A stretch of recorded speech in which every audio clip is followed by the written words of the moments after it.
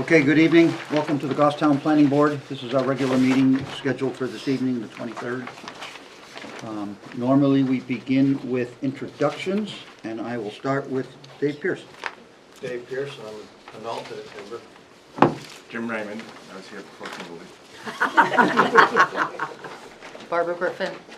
Scott Ozana, town engineer. Kimberly Peace, I'm the vice chair. Tim Redmond. Gail Lebrecq, alternate and recording secretary. Philip Devanza. Collis Adams, Select Board Representative. Patty Gale, planning assistant. David, you'll be voting on matters tonight to start, and if we can switch back and forth, but we'll start with you tonight. First item on the agenda is the approval and/or corrections of the minutes of January the 12th. I'll start with that one. Motion to approve January 12th. Second. Motion to approve the minutes as presented by Phil and Barb, second by Barbara. Any discussion on the motion? I have a question before we do that. It's on page 11. What you put in, if this is part of our condition, that's fine, but it says they have to complete the remediation within 7 days of being noticed of a violation. You can't even get anybody within 7 days. Was that intentional, or is that a realistic time? It's what we did. I just didn't know where that came I'm from. sorry, I was reading this. I didn't realize I was Here, I'll put you on the spot. Oh, this is for the storm tech thing. So, I mean, I guess it's a whole week to try to find something. If they can get them scheduled within that. Try week, I getting a guess. lawyer to do anything in a week.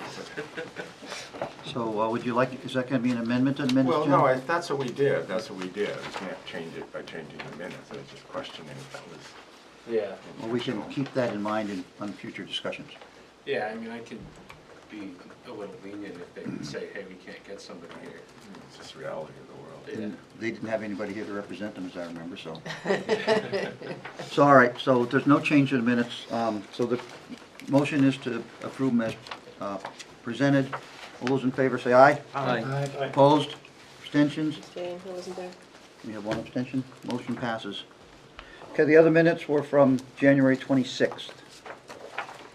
And I believe that's 2023 in our action thing, Yeah. not 2022. That's an error. Okay, so the minutes from the 26th.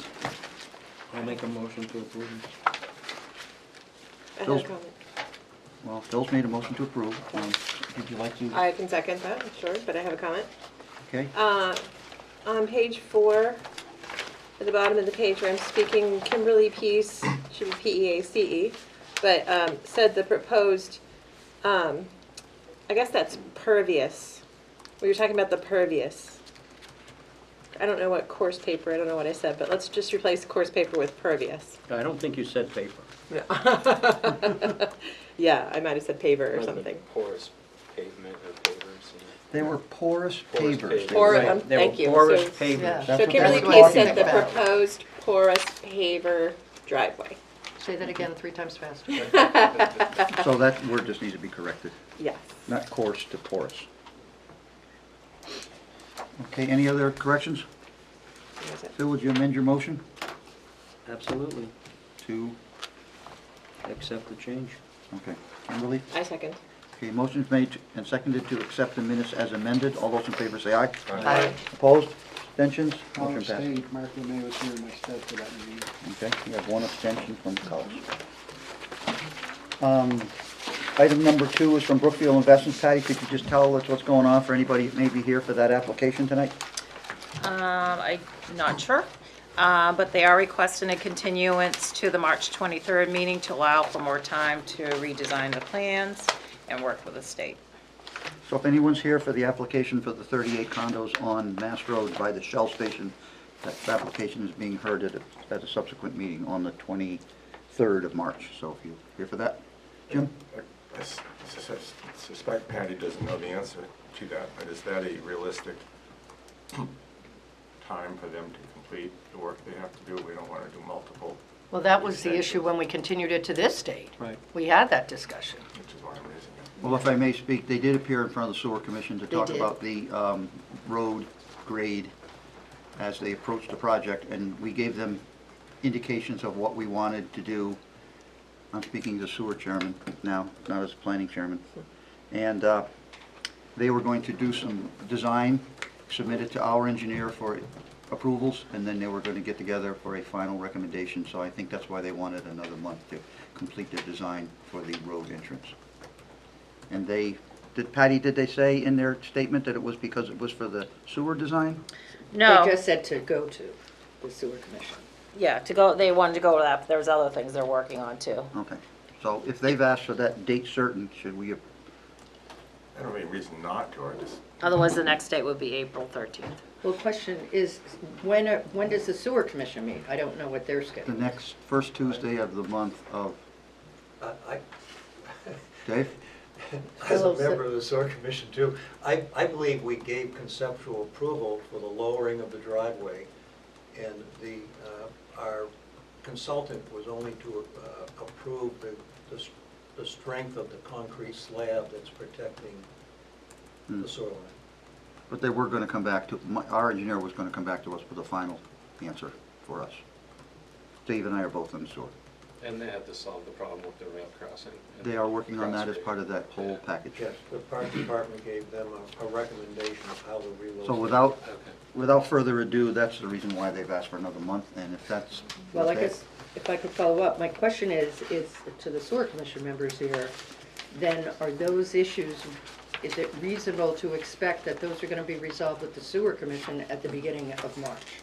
Because those are design things that affect the project. Well, we have a meeting, which is the second Tuesday in March, which is before that meeting. Right, so, but given the changes that they had to make, do We you think expect a solution. on that meeting? We're accommodating them, and we expect a reasonable solution. Okay. I've been in touch with them from Today. Today, and I think they're on the right course. Okay. So I need a motion to continue that to a date certain, is that correct, Jim? yes. Thank you. I'll So make moved. them. Go ahead. No, go ahead. I made two motions already. You But you can- got the nice outfit. Okay, I thought maybe because you came late. It's not okay. as late I'll as make a you. motion to move it to a date Three. certain. Motion to continue to Brookfield Investments Dave, seconds. request for a date certain to March 23rd. Phil and Dave, any discussion or motion? All those in favor say aye. Aye. Opposed? Abstentions? Motion passes. I think we'll talk about the letter of credit after the meeting is over. We'll move that to the end.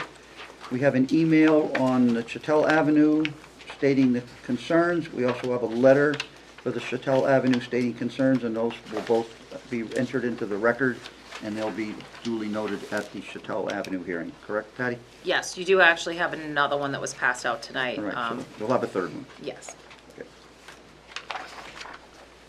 Okay, so the old business first application has been moved to a date certain.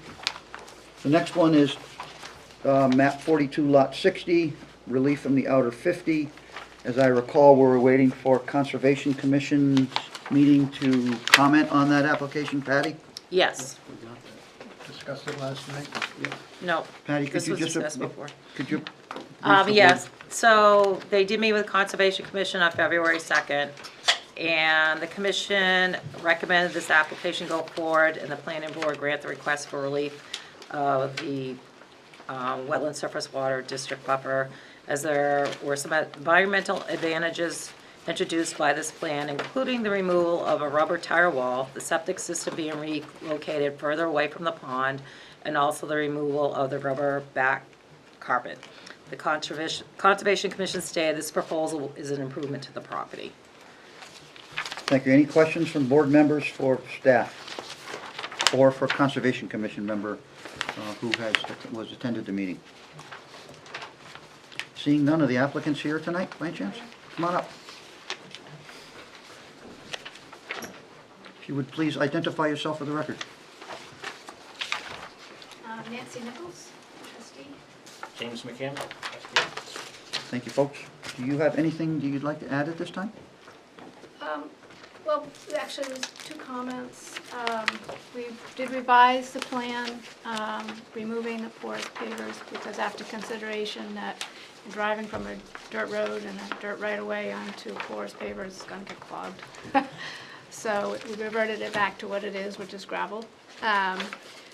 Gravel is not considered pervious, so we increased the grass area a little bit to try to get ourselves more pervious, and also to provide an improved delineation between the leach field and the right-of-way, so that there's no misunderstanding when someone drives onto the site that you don't drive on the grass.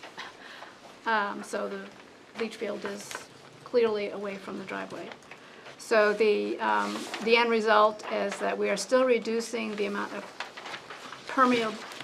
we are still reducing the amount of impermeable surface, but by 1.5% as opposed to the 6 or 7% that the porous pavers, if they function, would have given us. But I'm still reducing it overall, so.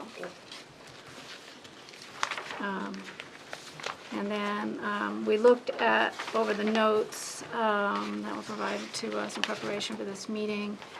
And I had a question about the driveway permit. I need some clarification on why it's needed. I looked at the permit and none of the categories seemed to fit.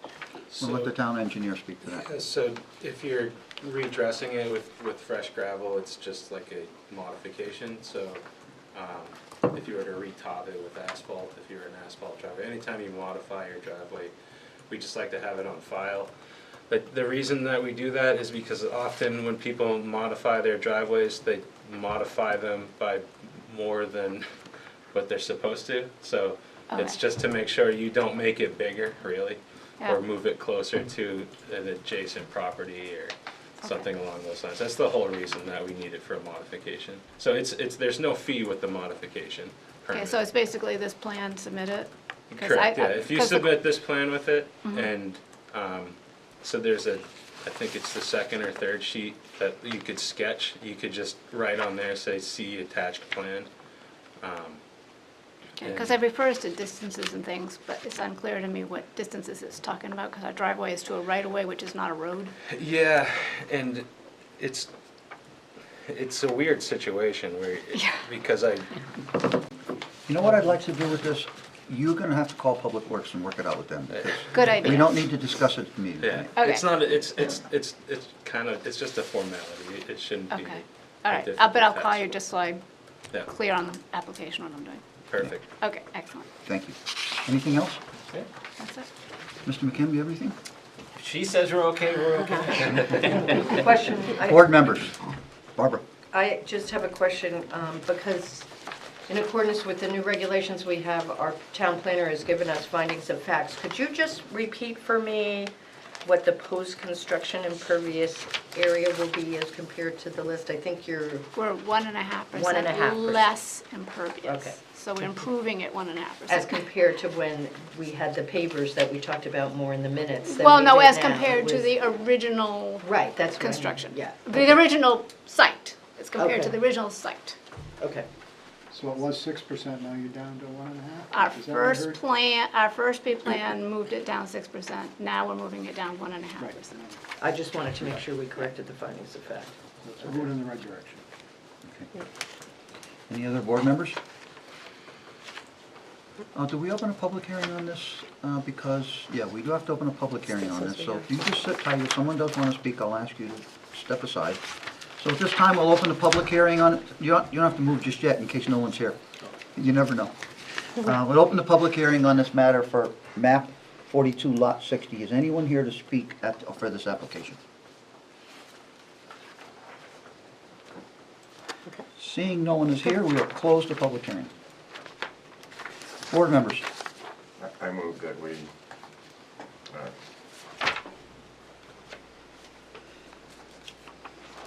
grant the relief from the outer 50 feet and make the findings that are on page 5, that accept the 7% will be changed to 1.5%, if I understand the math. And we, with the conditions in the recommended conditions of approval just above, the outlet protection, driveway modification permit, and the requirement of building permit for the garage and any retaining wall over 4 feet. I think that was all, those are all the comments that we actually addressed. But Scott, you can tell me if I've forgotten some.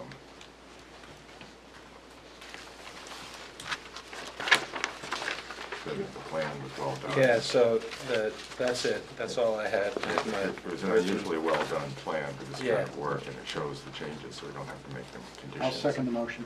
Can I? Sure you can. I have a fussy comment. Can we change the finding of fact to the number 1, that the existing home is located on Canoonic Lake? I know a lot of us call it Mountain Base Pond, but that is actually the real name of it. Just for consistency.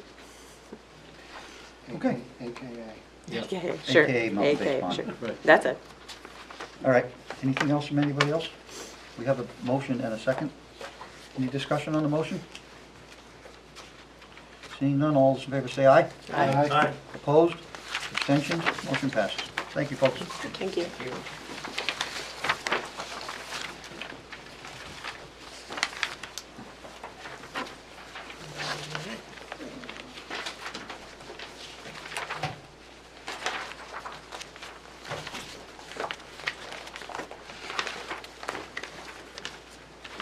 Second application is map 12, lot 2, map 9, lot 64, another a conditional use permit for public service. DBA Eversource Energy.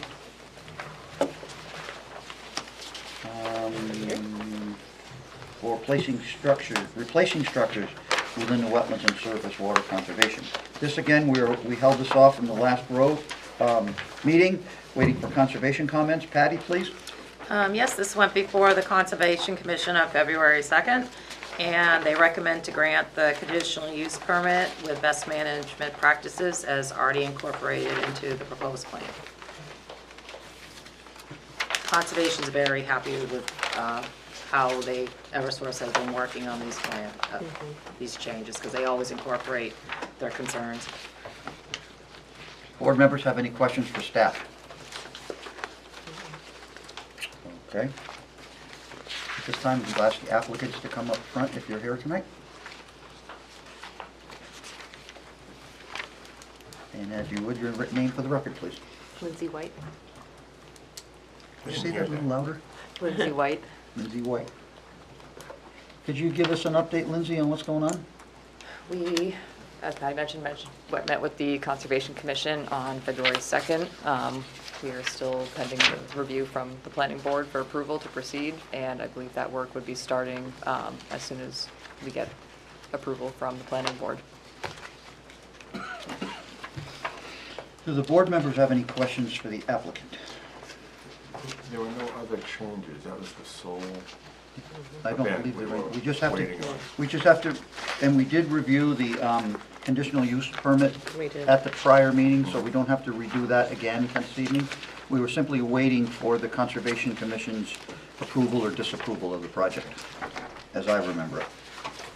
Why don't we, for purposes of our, because I don't know if that was a final action that we took in the condition, I don't think it was. It was not, I'm looking at the minutes. Yeah, it was, so we should make that finding or. Joanne incorporate it. suggested we hold off on it.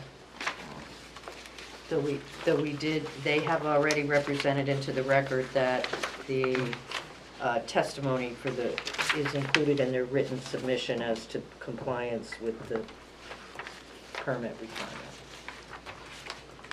Because I think we got tied up on section numbers when we talked about it. Yeah, it was too late at night and we just gave up. Oh, yeah. Right. Okay, so if the board members don't have anything at this point, I guess then, any board members have questions for the applicant? That's my last thing I'd like to make sure we're clear on. No? So again, sit tight. We're going to open the public hearing. Anyone's here to speak to this application for Eversource Energy, Portage Road and Shanty Road, please step up and state your concerns. Seeing no one, we'll close public hearing. Chair, I move that we make findings for the conditional use permit, including those on page 7 and 8, and that we grant the relief requested by the applicant from the outer 50 feet with the conditions that are set forth on page 10, paragraphs 1 through 6. We are, okay, right. Just trying to make sure I read it correctly. Okay. I can read them, but I don't think I need to. I don't think we need to read them. I'll second it. Does anyone from the board have any discussion on the motion? Okay, seeing none, all those in favor, say aye. Aye. Opposed, abstentions, motion passes. Gail has her standard poetic license to make our motions in literary form. Did we have to make any findings on this one this evening, Barbara? You just did. Yeah, there is a finding. With findings with the conditional use permit, yeah. Okay. Yeah. If there is a finding of fact here, it has to be included. Yeah, I stated that. Okay, thank you, Jim. You're all set. Thank you. Go home. Guys are on a roll. Okay, we have, the next project this evening is map 23, lots 11 and 13, which is Chattel Avenue.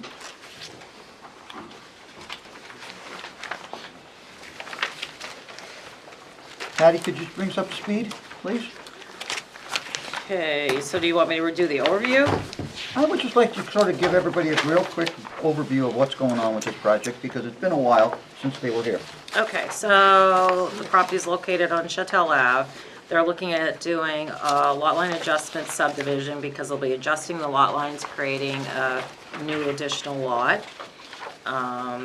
This came in before you previously and was tabled to a date uncertain for them to rework on the drainage and to go back to conservation to review the site walk. This was accepted as complete on October 27th. It has gone to conservation since that time, which was actually last night, which I can read you their comments if you'd like. Yeah, please, go through them Okay, quickly. so they site walked the property on November 1st. They know this was a difficult site to develop and the drainage should be treated properly as well as the site needed cleanup. The Conservation Commission voted to recommend that the site needed to clean up all the debris, hazardous material, and there's an old fuel truck that was left on the property. They also recommend that this be cleaned prior to the issuance of a building permit and inspected. An inspection should occur that this cleanup has occurred before the permit is issued. The Conservation Commission also recommends the conditions that were noted in the environmental wetlands functions values assessment. And that is, although no loss of wetland functions or values would be a result from this proposed construction, 2 duplexes and associated driveways, provided that proper construction, best management practices are followed. 2 measures are recommended to be conditions of approval, provided further protection for the site wetlands. The first measure would be to restrict any further encroachment on cutting of the wooded buffer adjacent in the wetlands, which would maintain the buffer of the wetland from human activity on the parcels. The second measure would be required to install of a stone line infiltration trench under the roof drip edges to promote infiltration from the rooftop runoff to the groundwater and provide appropriate stormwater runoff of management along both driveways to prevent scouring of the soil. They also asked me to incorporate their findings from their site walk, and that is the terrain is steep, there are a number of exposed granite faces and massive granite boulders and outcrop on the lower half of the proposed suburban subdivision. Most of the wetlands are vegetated and of low quality. The property has been logged. The remnants of the logging jobs are logs laying in and across the running brook that cuts across the property. It also pairs a staging area for cutting trees or a low-grade flat area of a designated wetland. Unfortunately, the site is littered with debris, including tires, metal parts of cars, old mattresses, old furniture, abandoned cars, and an abandoned oil fuel truck. This is a concern of hazardous waste here. After the site walk, our major concerns are to have a well-engineered drainage system for the development of this difficult site and to protect the brook from receiving salt and sand from the proposed steep driveway in the winter. The site cleanup also is a concern, especially with the hazardous from the fuel truck.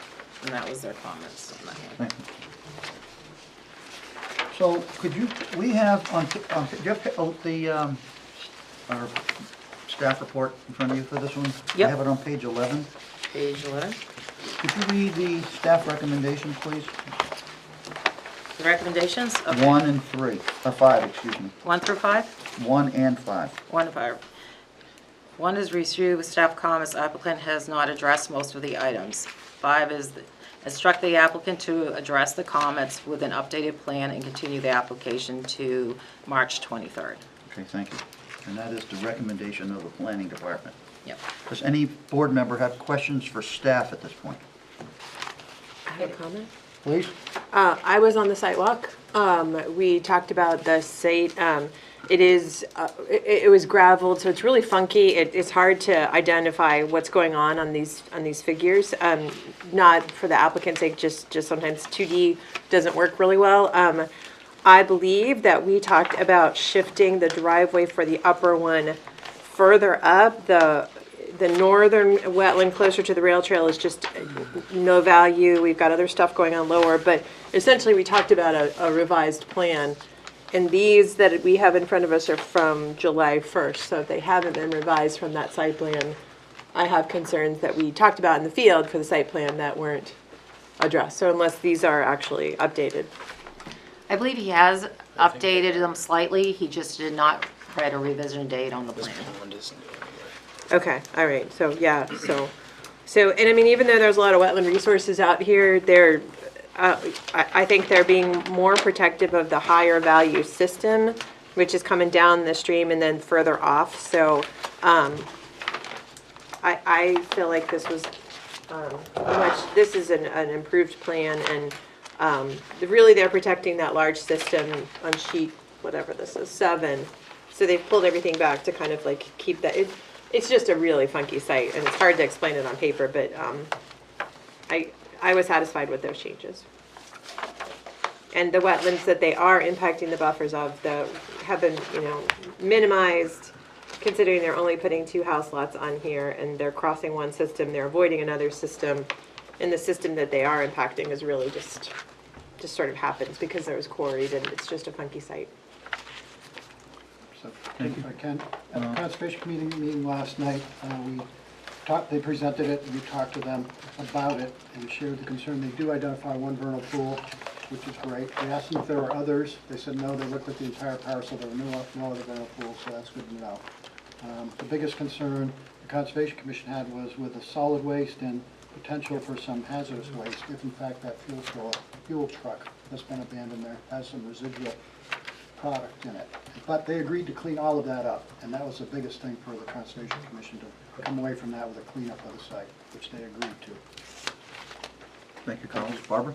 Question, the 2 wetlands people, I looked at the map that was in the back of the wetlands, the functions and values report, and I looked at staff report, and it says, staff report says the vernal pool mentioned in the functions and values report, northwest wetland, is not indicated on the plan.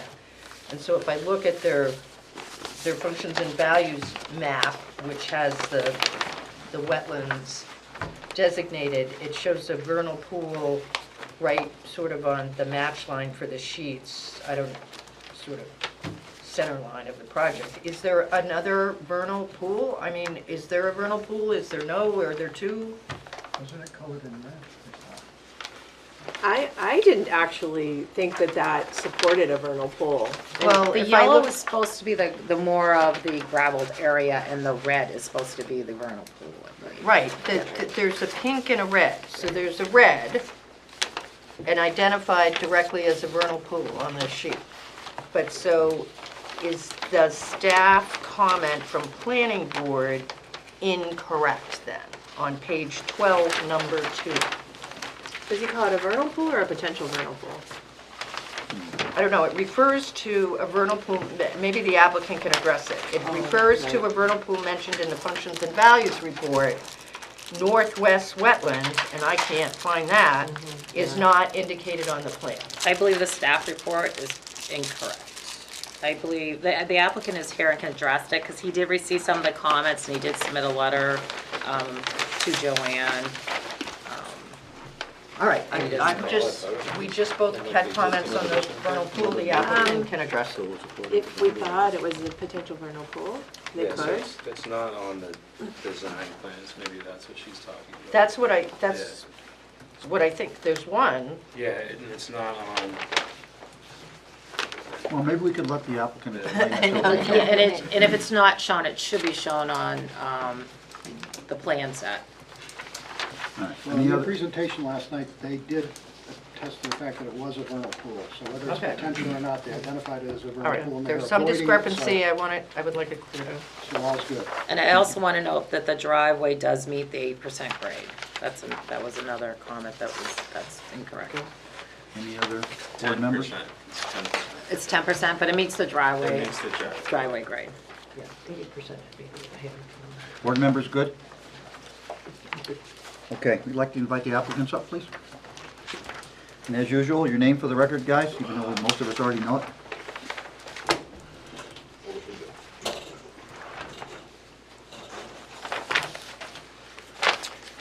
Attorney Andy Sullivan.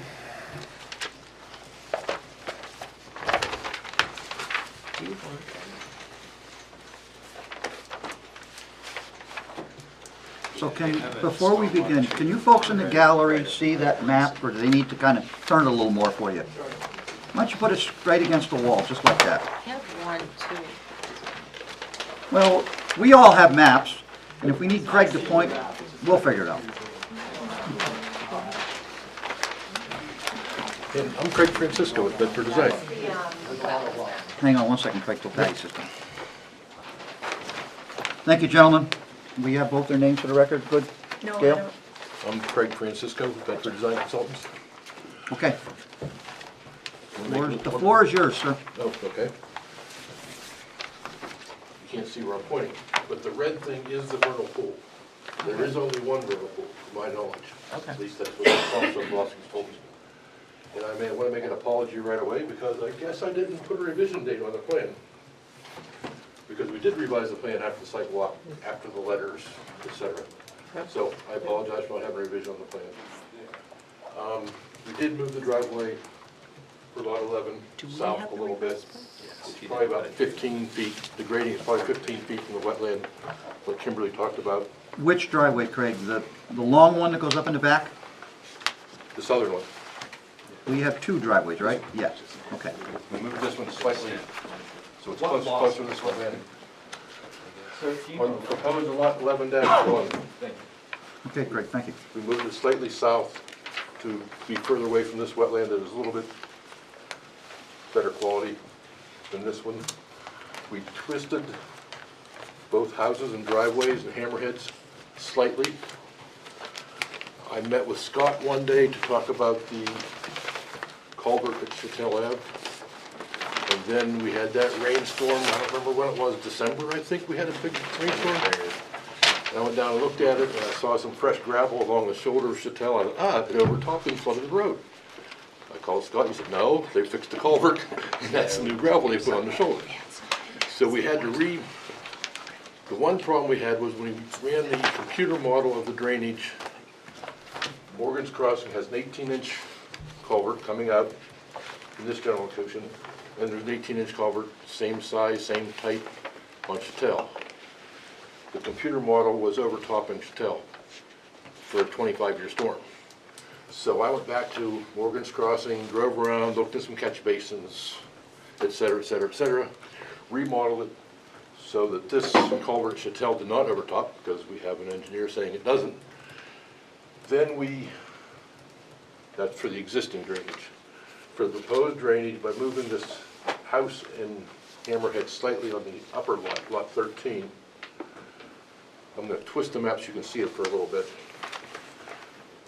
The flow runoff used to go, or currently goes something like this, to this property.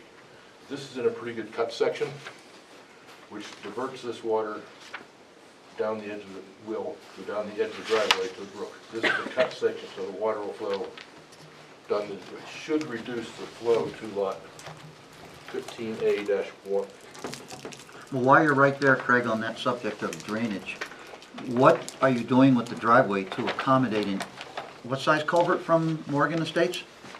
18. An 18-inch culvert is going to discharge and then flow down the edge of that driveway? 18-inch culvert's going to discharge and flow through this drainage way / brook. Okay, I would misunderstood you then. I thought you said that was going to be directed towards that driveway. No, it comes down, it's flowing out of here now, and this is the brook. Okay, my mistake. Hooks around and goes down through this 18-inch here. The proposed culvert here is a 36-inch pipe. So Okay. then this driveway, we super elevated it, so it's the lower towards the rail trail, higher towards the wetland, so the runoff won't have a crown, reduce the runoff going down the hill. We have a gravel lined ditch going across here into a little basin. Have an outlet structure going into this. There's a little cut slope through here, so we have a little ditch in the cut slope, so it will be directed to the same place here to go to here. As mentioned, the wetland function value report, we did put the stone perimeter drain around both buildings. All of this, all put together, the flow to this drainage, or to this culvert is reduced for all 10, 25, 50, 100-year storm events. So the drainage going to here is actually lower post and pre. That's it in a nutshell. Scott, did you review those discussions? Yes. What's your professional opinion? I agree the grading will, instead of the water just flowing down towards the homes below, it's going to intercept the water, especially any new water from the impervious surfaces. And reviewing the drainage report, I didn't see any strange inconsistencies or anything out of the normal, and it appears to show that there's a reduction in off-flow from the site, from the existing condition to the developed condition. Okay. Can I ask Scott a question? Please, Jim. Craig outlined a lot of drainage obstructions, for want of a better word. And the concern we typically raise is how do they have to be maintained to function, and how do we make sure that happens? Yeah, so, I don't know, did I ask for? Yeah, I did ask for a maintenance agreement in this one. So we do have that.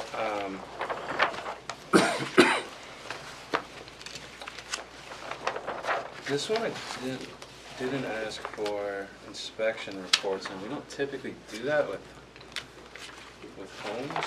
So Rich, that's why I asked the question. Well, yeah, so it's the way it's controlling the outflow is he has a outlet control structure with a 2-inch hole, so the water will fill that pond up, and the only water going out is through the 2-inch hole unless it reaches a certain elevation and dump in the top, and it'll go out faster. So it's not a lot to maintain, but it should be maintained. That hole they should make sure that orifice is cleared. And, if it doesn't function properly, it's going to come out into our road, and we'll be banging down the door anyway. So, Is it going to adversely affect other properties, or is it the road? if that overflows, that's a good question. could it cross the road, or does the road have a crown and it would drive the water? The road has a crown in it. It should follow the ditch line. That's true. There's a whole ditch line with driveway culverts along there. So if it were to overtop, let's just look here.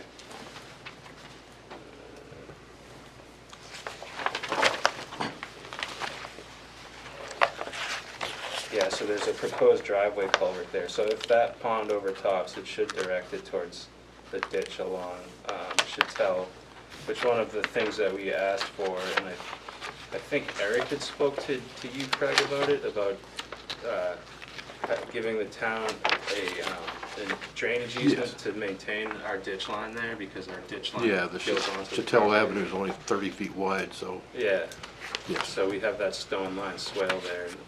a little 10 or 15 foot wide drainage easement, yes. May I ask a follow-up question? Please, Jim? I'm actually channeling David, but what about the rail trail? Is that at risk if these? The rail trail? Yeah. Above it? Yeah, it's up above it, it's up the hill to Okay, it, so it's not an issue. yeah. We're higher.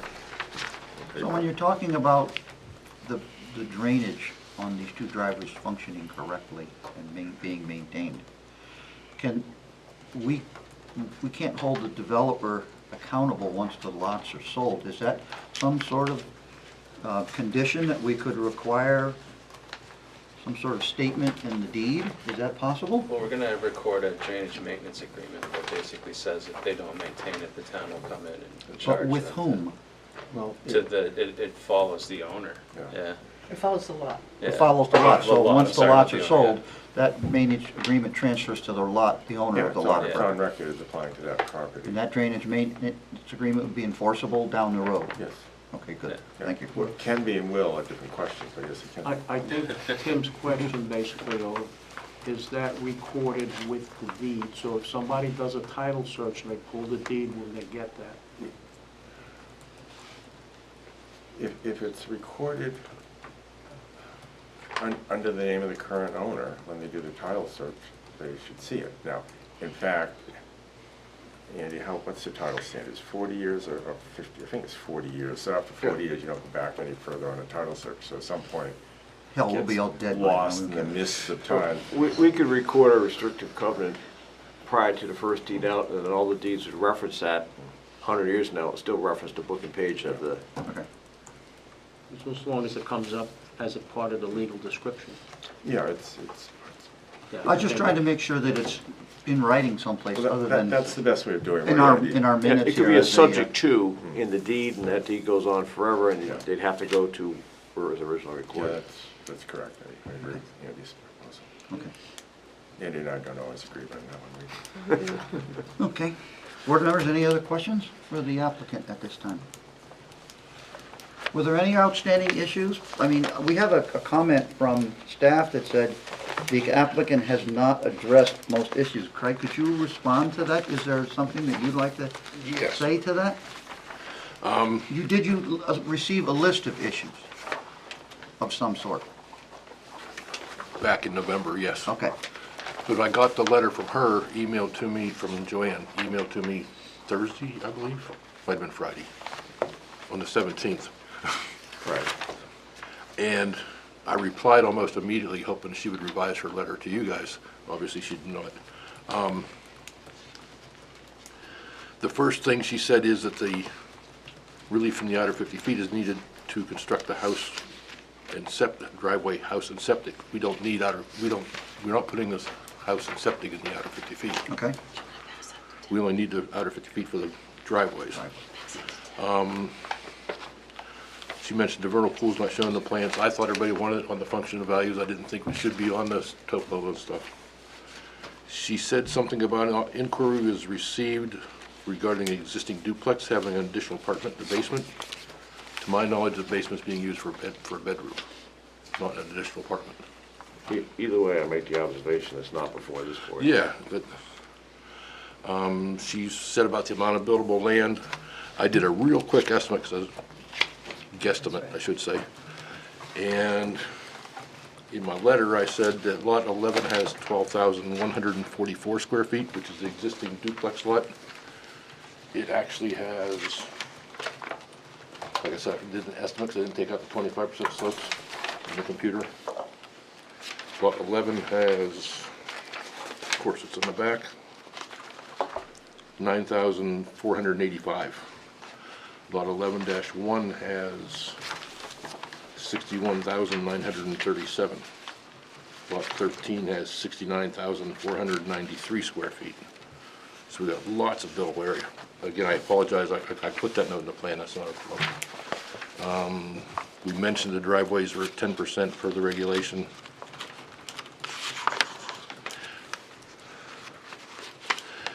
Something was said here about whether we're gonna build a single family or a duplex in these lots. I show a duplex because that's the highest use, the most dense. I don't know what they're gonna build. I don't know if we're gonna put a single family or a duplex. I just showed a duplex because that's, like I said, the highest use. I think all Scott's comments can be worked out relatively easily. I'll ask Scott that question. I Scott? understand. I think so. I'm asking for some clarification on stuff. One of the big things that go back to Concom where they mentioned they wanting the stone infiltration at the drip edge. So they mentioned that in their drainage report, and that's used in their drainage report to, take some of the runoff off of the site, yet the plans don't speak about it. So the plan should have a detail. We need to detail that. And everything so that it doesn't fall through the cracks and whoever ends up building this has to build it per Right, plan. I understand. So, other things were all pretty straightforward if I remember correctly. You wanted to know what was paved and what was gonna be gravel. Yeah. Well, the bigger question for us at this board is, do you feel they could be handled administratively, or do we need a hearing? My comments, yes. I don't know what Joanne's concerns are. Okay, fine. I can't speak to hers. And I know you made a statement to the Conservation Commission. Could you state for the record your intentions with the noted debris, junk, tires, fuel truck? Could you state it for the record at the planning board, please? Certainly. It was my suggestion, actually, that it was prior to the first building permit to have all that, it's all in lot 11. I always get these two lots confused. Yes. All the debris and stuff that I know where they're on 11-1. Okay. My thought would be to have it removed prior to the first building permit, but that way he can get a driveway permit, start working the driveway and get that material out of there, 'cause you need a driveway to get it out. So for the record, you're confirming your statements Yes. at the Yeah. Thank you. Jim? The function and value report, the Conservation Commission also commented on this, it's on page 7 of the report. Of the functions value report? Yes, about, the first condition is restrict further encroachment on the wooded buffer. How do we do that, Hollis? Well, yeah, we go back to the old placarding as we've done on other projects. We have had them do it. Oh, yeah, I put those up before. Would you agree to placard any areas that are no-cut buffer areas as part of this subdivision request? In other words, where the Concom is stating that they want the buffer to remain, the only affirmative action we can take is to require placarding of the trees that clearly state they are not to be cut, even if the applicant does the placarding, you've met your burden for us. So basically, you're saying put a placards at the end of the toe of the slope, top of the cut. Wherever And Along the buffer? wherever they've identified the buffer, Yeah. correct? Saying there's no vegetation removal beyond this so point. basically, I'm putting placards around here, Yeah. Sounds to me that's it. and then up here, to follow the 100-foot buffer? Well, Because if this guy wants to put the house back here and the well over here, the building site is a little less of a concern to us than them going down through and cutting all the trees well, down the that's whole what I'm length of the saying, along driveway. 100-foot buffer. I'm guessing that's what the That's the Concom is intent. asking for. That is the intent, Okay. yes. So yes, putting placards along the 100-foot buffer and/or, Along the 100-foot buffer? Yes. And the Top. wetland to the north. oh yeah, both, I'm talking both. I Right, was just yeah. being down there because it was, And what would the recommendation call us for spacing on those placards be? We have it in our rules. We do? think so. didn't we buy some from you guys for another subdivision we did? We've done them in We don't multiple sell them, things. but, and sometimes you did it at the inner 50 feet, not the 100, so that's up to you. But there should be a note on the plan as to what those placards are and what they're there for. I can give you an example. I think I have an example. Sure, Somewhere. we changed the rules. They're either 50 Yeah, we can do that. feet? That's not a problem. That's okay. Is it every 50 feet or I think 100 they're feet? 100. We have to check. But we'll let staff and you work Yeah. that out, and the board will decide if we can handle that administratively, which I think we certainly should be able to. Okay, I'm sure we can. Look at a previous one.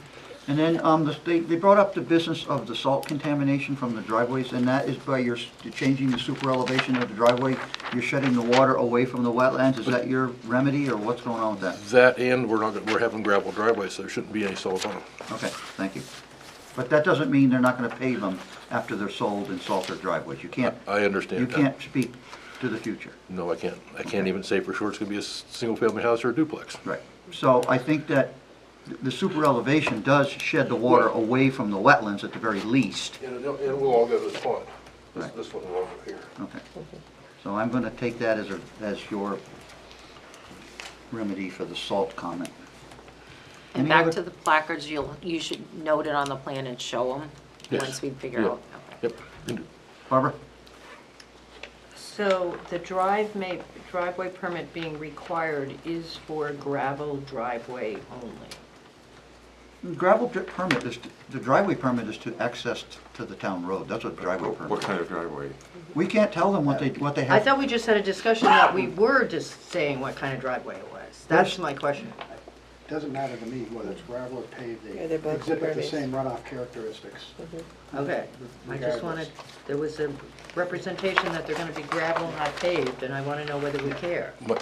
My client wants to do gravel because it's cheaper. course. 800-foot long asphalt driveway is very expensive. Well, but if there was a reason from a drainage understand. standpoint, I wanted that noted, because if DPW ends up with a driveway modification, Well, I then it want becomes a something- driveway modification at that point, and they'd have to get a new permit for it, to I know pave the that- driveway after the Oh, fact. okay. The drainage characteristics won't change. That was, thank you. Same runoff. Kimberly, did you want to speak? Yeah, there was another planning department comment about information has been requested whether these parcels are located in the highest habitat. That was addressed in the functions and values report. The wetland to the north is highest habitat for, and because they are up the hill and away from that wetland and protecting that buffer, so they're not nicking the buffer for that wetland, so I don't have concern about that. We don't have any requirements that is addressed or shown on the plans. But I did look at it, I actually pulled it up on my computer before I came here and checked the state mapping, and I don't have any comment or concern with that. So, Any other comments from board members? Okay, gentlemen, would you resume your chairs in the gallery, and I will open the public hearing. Anybody wishing to speak at this application is welcome to come up and identify themselves for the record. Before you speak, sir, we have two letters, and then we have an email and two letters. Patty, could you just state the names of the residents who submitted them? And we're not going to read them into the record, but we will put them into the record. Okay, well, so the new one came in, is from one that already submitted. So you have a letter from, two emails from Gregory and Kimberly Carroll. And what is their position? That was me, I'm Greg. Okay, good, well So you then, can speak. now we know your position. And then we have Vanessa and Caesar and, oh my God, don't ask me to say that. Hinnickby? And Okay, she's so here as those- well, and she submitted a letter of her concerns. Okay, so those, you folks, whatever you put in writing will be entered into the record, in the file, but we're not going to read it into the record tonight. We're going to try to save a little And time. those were distributed to us earlier. Right. Yeah. So, please continue, sir. So, my home is 33 Chattel. Your name, sir? My name is Greg Carroll. Okay, Greg? After reviewing the revised plans for lot 11 and 13, I object to the request of the relief of the auto 50 feet for the proposed driveway. I've seen there's been some proposed changes to add 2 culverts. However, I am still skeptical that more water won't end up in my yard or my basement with the proposed buildings, driveways, tree clearing, blasting, disturbing the land, and other construction improvements that could also affect the wetlands. Maintenance, like you guys talked about. A culvert can only function as good as it's maintained. You cannot guarantee me that I will not get any more water on my property or in my backyard in the future. I don't know the proposed use of this duplex once built, which I'm really confused because on the plans it shows as a duplex, but now they're not sure what it's gonna be, either a residential house or a duplex. To me, in my residential neighborhood, that is a huge thing to know, if there's gonna be renters or homes in my residential neighborhood. I'm sorry, as I see that the duplex that Mr. Urban currently owns, it is a rental, and I am concerned that it's going to have a potential or a negative impact on my property value, as well as a high turnover with tenants. To me, there's a lot of time, money, resources, work, and 300-foot driveways for just 2 buildings. And it is concerning, if granting permission to build within the outer 50 feet, building 1 duplex would only motivate to find another postal stamp to eventually their request for another rental, and so on and so on. Lately, why should the residents of Chattel Ave be negatively impacted as a result of somebody's bad purchase? It seems that somebody did not do their research before purchasing this property. As long as 33 Chattel is my home, I don't care how many culverts, how many upgrades you make to the drainage, how many upgrades you make for the wetlands. I'm going to be here fighting to keep the urban subdivision out of my neighborhood and the wetlands. Thank you for your time, and thank you for listening. That's about it. Thank you, sir, for coming. Actually, I do have another question for Go you, ahead. actually, while I'm here. I Well, saw we generally don't answer questions. We accept public comment, but go ahead. and Okay, I have say a your piece. question on Plan 8 out of 9, Note 2. It says he's been approved for 873 square feet of disturbance of the wetlands. We'll let the applicant speak to that when they come back up to the table. Oh, And they can explain that note if it's on the plans, and you'll be able to hear it. okay, It's a state-issued wetlands permit. It's New Hampshire Department, Yeah. DES, that they had to obtain a permit for their disturbances. But we'll let him expand on that so you can hear it. okay. It's just that it got approved, so that's why I'm just confused. It's prior to our approval. It's got to do with the state of New Hampshire Department of Environmental Services. Okay. Yeah, the state approved it, not us. Well, there appears to be a square footage issue if you look at that map. I don't get it, you would know, is there? What was the page number? Page 8. We'll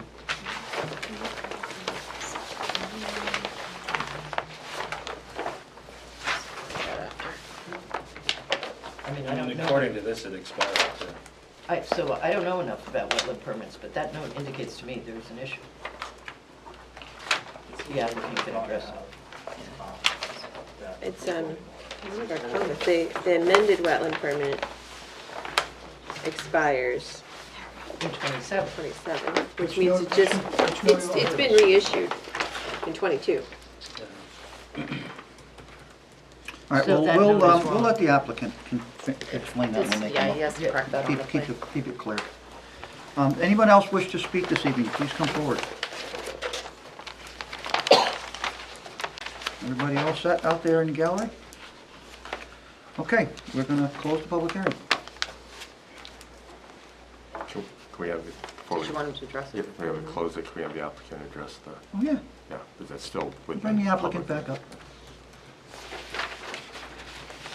So Craig, could you come back up and address the question by one of the abutters regarding a comment? The note 2 on page 8. Correct. With something to do with an approval for 800 and something square feet of something? With disturbance of 1,000. Can you explain what that is?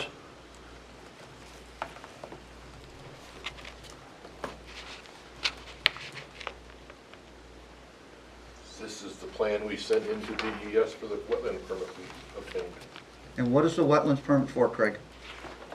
for 2 wetland crossings. Okay, One is crossing the yellow wetland about here, and to cross the drainage up here. Has it expired?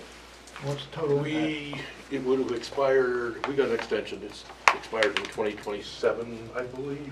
Yeah. I have a note on the, Planning comments, number 1, the amended wetlands and non-site specific permit to allow a dredge and fill of 1,000 83 square feet for 2 wetlands crossings with driveways. Constructions expires 7/28/27. So the proper number is 1,038. Correct? Total wetland. Yes. Okay. So Greg, do you understand what was just stated? In order to do a project like this, the applicants have to make an application to DES So it did get approved for the 1,000. for approval, yes, for wetlands disturbances. 8,700. Right, his comment was based on the note. So does note 2 need to be corrected? To It reflect, would appear to be. All right, well, let's make Say sure yes. note 2 That's why I'm gets... asking him to look at Thank it. you, Barbara. Wait, we have different numbers? Is that Well, what the it says discrepancy is? this revision shows, I guess it's just a bad note. So it says Yeah, that it is. it was approved, and then this revision shows a total disturbance of 1,038 square feet. What the applicant then has said is that they got that permit amended and extended in 2022? That note was for the, okay, back up. We got a permit in 2017. We revised the permit like a year or two later. And then the permit almost expired this summer. We extended the permit for 2027 for this total disturbance, yes. Okay, so you're currently permitted for 1,038 square Yes, feet? Is that what you think note 2 says on sheet 8? not really, no. Okay, so can that get reworded so it says I what can the reword permit that. is and what the amount is for? Wait a minute, now, everybody stop. Carlos has something What to does say. permit 2017-1462 say for total impact area? You must have a copy of the permit in your file. With me? No, I don't have it with me. It says 873. That's what the note says. You got a copy? Well, my guess is this is an old note that Well, didn't get I think updated that's with what the we're trying to amended, clarify, with yeah. the new dredge and fill. It's not, this is for the revised dredge and fill. This note is for the revised dredge and fill for the 2 crossings. The original wetland permit only had 1 crossing. It's just that it doesn't really tell us what we need to know, like. But it can be clarified. The note, Yes. yeah. The note needs to be- Note 10 kind of contradicts it after too, which basically states that the permit already expired, so. Clean up the notes. yeah, you gotta revise your notes to reflect. So 10 references it again and says it's expired, Yes. so. Yeah. It says, 2 crossings are proposed. One has a disturbance of 420 square feet, one has 618 square feet. That is 1,038 square feet. Yes. Thanks to Gary for bringing that to our attention. Or Greg, rather. The 2017 wetland permit, we had a driveway in this location coming through here. We did not cross this wetland within this way. This is all ledge with pop-up. Yeah, to blast through this would have been ridiculous. So we came down here and did this, and the wetland board reissued our permit, revised our permit. And it almost expired, and we asked for an extension last time. So you just have to clean Actually, up like the 3 notes. days before it would have expired, we asked for the extension. Clean up the note. Yes, clean up the 2 notes. Okay, folks? Just to address the comment that was made, the concern about drainage under map 24, lot 15A2, in light of the concerns we had earlier about maintenance of drainage structures, what is the risk to that lot as opposed to the risk to our road, which Scott referred to? Scott, could you address that, please, for So Jim? 24, It's up above, 15A-2. yeah, it's above where Andre Ave comes in. So that one is that one's downhill of, what's that one, about 13. So when I look at the grading of this driveway, it looks like the only new disturbance that will flow toward that lot is the grading at the downslope at the edge of the hammerhead piece for the turnaround there. But if you look at contour 216, the way it's V'd, the way it is in the driveway, if you're looking down the driveway, it's kind of shaped like this. So the water on that hammerhead's going to go towards the middle of the driveway, and then the end of the other hammerhead should come down to it. So any water on the pavement, from what I could tell from these contours, will flow off that pavement and then into the 2 ditches on the side. From up at the top of the house, it'll flow down those ditches to where the stream crossing is and the culvert, and then that water follows the existing stream and should never reach lot 2415A-2. Now the slopes that are there that will flow towards the house towards 15A-2 will be grass covered, and I don't know if there'll be other plantings there or what, but it should be a similar characteristic of what's there today. And technically this should catch some of the water that heads towards there today in that ditch. So you've got water coming down the hill above the house here.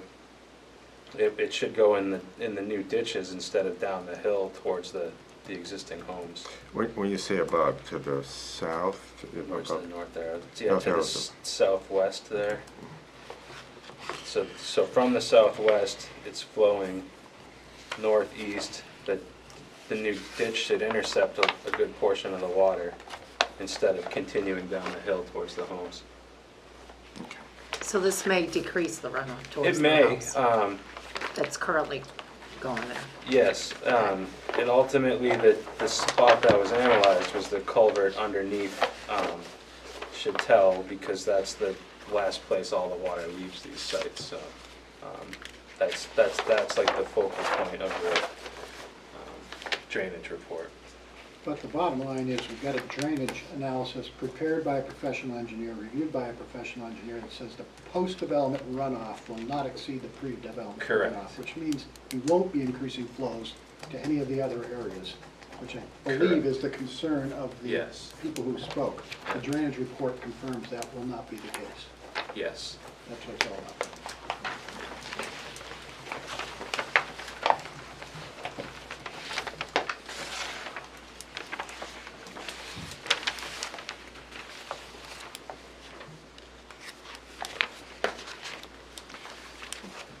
We've made, I've got a lot of notes on conditions and stuff. And I'm frankly a little hesitant to amend these conditions of approval on the fly unless somebody has a better list. Usually it's Tim than I do. We can try, but There's too many to write down right now. yeah, that's why Well, we may have addressed the issues. Now it's how do we express them? well, what is your consideration? Is your consideration that it would be another meeting or an administrative handling by the department? Well, I think we need to review the final conditions of approval. And we've done that before by circulating them.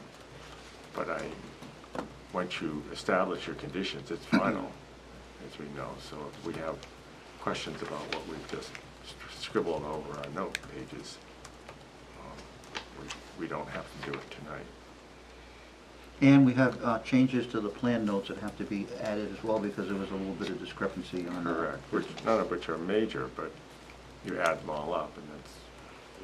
And you want to see the placards marking the wetlands. Well, that has to be shown on the On the plan as plan. well. It's not on the plan Yeah. right now. Yeah, so So would you like him to come back in and have all these things well, done? if they could do it for 2 weeks. Please. Yeah, if you can be on the agenda for the next meeting and have the plan changes and edits completed, and that'll give staff a time to make sure all the conditions of approval are recorded correctly as stated in the meeting, then we could, They need to review them prior to, So how soon do you need them? I would say they need them like Tuesday next week. Can you do that? Tuesday at 3:59? He's swearing at you too. what? Our 3:58. next meeting is when, Patty? The 9th, but they need to review them to do up a report and to mail it to you. It goes out next week. Right. And I'm on vacation next week, so I can't review anything next week, so. I already did all my reviews So for I next think that's week. why she was saying the 23rd to give time to review. That's her recommendation. Well, I don't. Scott's gonna be away. Yeah, I wouldn't be able to review it till the week of the meeting, which I What could would do, you- but then we wouldn't have comments to the board in time, but, I mean, Well, the hope would You- be at that point, the comments there will wouldn't be be, minimal. yeah. And you could give it to us that we could pass them out at the meeting. We Yeah, could if always I do have that. additional comments. And you'll be here, For the meeting on the 9th? 23rd. No, The he'll be here for the 23rd, 9th. oh. Oh, the You're not 9th here you'll be next week. Okay. I'm not here next week, yeah, But which he'll there's be here no for the meeting 9th. next He week. just won't be here next week to review it. Yeah. Right, okay. Before So- it comes out to us. Okay. He can submit the plans, we can send them over. I don't know if Eric could help review them at all I could ask him to. and have him He's review it. And we can give capable of you doing that. as much up to date, and then any additional comments we'll just provide at the meeting. Okay, we So- can do that. I can have Eric review. They don't seem to be that much Yeah. that he can address and get it to And you'll you be able to by get your plans cleaned up by then, Craig? And notes added and Yes, sir. different items added? Yes, sir. Do you have any consensus on what this should be? This is suddenly my first priority. Board members, Attorney Sullivan, you good? Yeah, Craig, please put a revision block. Yes, I will. Yes, I certainly will. Can we take a minute and try to then put together a list, because we want to make sure we've addressed the Please. comments as well. So the first one is the placards as denoted in the intervals according to our regulations for the wetland buffer on the lot we described there. At the 100-foot line, Kimberly? At the 100-foot line? Both lots. You'll have to make sure your dredge and fill permit information for the approvals is all accurately stated in your notes on the margin. Right, note number 2 and note number 10. What else did we have? You wanted him to note in the deed along. Yeah, the maintenance agreement, the drainage rate. Well, it's a declaration of covenants you're going to. And that should be noted then on the plan that you should, as just a note, that you want, that Are there covenants any other note. covenants, Andy, you're going to include in that? Is this, Well, you had talked about, and I'm certainly not advocating it, but these placards you see all around them, they disappear. yeah, so those should be put in, yeah, put those in the covenants. Well, we're gonna hire a placard cop one of these There you days to go. go around and review all these jobs, because there's about 8 of them or 9 of them that I can remember in town now. I'm going to retire. Could you hire me to be a placard? Sounds like a good Do you have a job. conflict of interest, sir? Oh, shit. Not if I retire. How do we memorialize the removal of the contamination? Yeah, the contaminated stuff too, that has to be in the... That's a condition of the, Building permit, I Building thought we were permit. gonna say prior to the first building permit, the sites are gonna be cleaned But up that to the needs to be a note, satisfaction correct? of, Yes. that's the a con- condition of. Right, condition of approval. And notification back to the town that it's been done, so we don't send Well, we need to who is it that we're saying is gonna go and say, yes, it's cleaned up? We'll assign that to a DPW, I'm guessing, Okay. because they know a lot more about it than the building inspector would. They've been out there enough, they know what's going on. We'll have to take a site walk to make sure we know what's Yeah. there. Well, I guess we'll. if You'll it's issue, gone, then we hopefully won't find issue, it. Just if- verification. if everything Yeah. happens, you'll have to issue a driveway permit for access to the site so they can clean up, Yes, yeah, and then you can verify the cleanup. yeah. And did we catch the clarification of the note on the wetlands impact so it's consistent with the state permit? I just said that one. Did you? I'm sorry. Good. And- Did they take pictures? And the recommendation that was in the report about the 2 measures they wanted. Yep, Yeah, do you have that on your plan now, require Craig? installation of the stone line infiltration trench under the roof edge drips. Does that show on your plan at this time? Not yet, no. Okay, That please. that was So one that of, that was one of Scott's Yeah. comments as Okay, well. make sure that appears on the new plans. To follow best management practices, that's something that we're gonna have to, in the conditions. if you look at the conditions of approval, I think I'm reading it on page 14, they also, note number 7, the buildable area, I think you have that, right? is that added? Oh, no, the, Well, just give us numbers. It's not on the plan. I already wrote that one down. okay. Except I would not say there should be, there shall be. You mean the box, we require the Yeah. box Yeah. to be shown on the plan? And what about As- Excuse me, Jim, as well as the 4K septic area always has to appear on the plan as well. The box, 4K, all that kind of stuff, I don't have the little, typically I show a little chart, says lot number such, No, you gotta as. put it on the plan. Yeah, but I put the chart on the plan. We So- show, we have always had applicants show a box on the plan, and it's labeled 4K septic, and a box on the plan which is dimensional 80 by 100, whatever the requirement is. That's on the plan. Okay, but then, What I think Joanne means is the number, the square foot of building area. We're talking buildable about area. two different things. okay, Yes. The All four, right. the 4K and the square rectangular are on the plan. thank you. I have a question on page 14, number 8. One thing, I have no idea what that sentence is saying, but I don't know. somebody, I don't know what that's saying either. Does it have to be in there? Let's, It's in our it's in our regulations. It's like stating the regulation. okay. it's a nonsensical statement, sentence, but Oh, that's- Could you read it? no. I can read it to you, but I'm, I mean, that can be 'Cause we that could can be just- simplified by saying all lots will be subject to WSWC setbacks. Yeah, Period. correct. yeah. It's at the In the bottom of that ordinance. page. It's I just- think maybe that's the responsibility I of the think- planner to clean up. I don't think it was a, All that's subject to. I think I think it's just a statement. yeah, The but it's- wetland but it surface doesn't, water as stated, conservation it doesn't make district. sense. No. so- I think No, it it looks doesn't like a speak cut and cleaner. paste that didn't have an update. But those dates are all stipulated in. So we'll change that to all lots subject to the Wetland Surface Water Conservation District.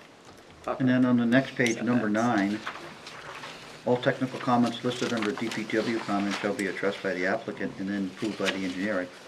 That's sort of redundant, that statement, because Well, we were starting to do that instead of listing every single of my comments in the Because I we were see. getting, Right, so we didn't have, that way we wouldn't have 35 comments. well, Yeah, if we have 35 approval comments, we should kick conditions. it back for No, I another didn't, meeting. I didn't have that many, this one, 15. Okay. They would get us Then up to it's, in my opinion, 35 comments means they're not prepared. and Do you they want to shouldn't be keep there. that number 9 or 10 or no? All technical lists. I So guess 9 we can would- stay. It can't hurt, yeah. Leave it in there. Plan must satisfy Department of Public Works comments as a, No, 9, just leave 9 the way Line. it's written. We Okay. don't have to amend that one. all right. It's good. Okay, any other conditions that need to be identified for the planning staff to be included in future reports? Have we've incorporated then because that's part of the plan. the That Conservation has not. Commission's recommendations? So that's one of my comments. There are that needs to 3. address. Yeah, The cleanup, education, and building permit, and the drip edge. and then the Drip edges. drip edges. He already agreed to both of them, yep. And And he's gonna show that on the then, plan, the Jim. restriction on encroachments. And he has a copy of this too. And do we want the So vernal we have pool shown on the plan? A stone line ditch, so it's not the It same. It's on the, it's on the. it's On the actual Oh, on that plan. plan. Is it shown on the subdivision Yeah, plan? to make- And it needs to So be that shown. easement will give us rights to Okay. come on and use equipment to clean it up. We may just clean it out now without approval. Sure. And then the 15 is basically. Yeah. What we talked about earlier. Question, Barbara? we just said we were gonna leave 9, but one of my issues is, one of the comments looks like it should be part of the plan. Page 13, number 4, requests that they show the width, depth, and stone size on the access driveway cross-section. So that will need to be done on the change.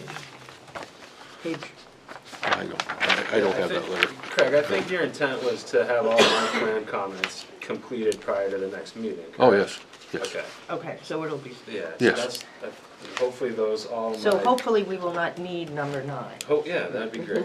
Okay. I'd love to That's- not have to. Well, that's where I was kinda going in the first place. I know it was, And I so got- I got you with that, Tim, so I tried to get us back there. Thank you.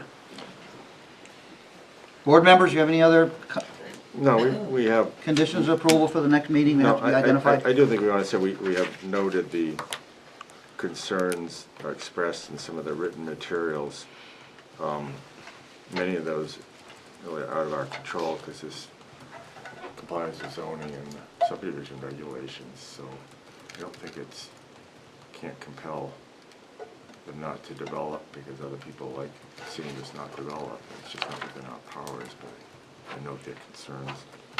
And it's an allowed use by zoning, so similarly, we're constrained on what we can not permit.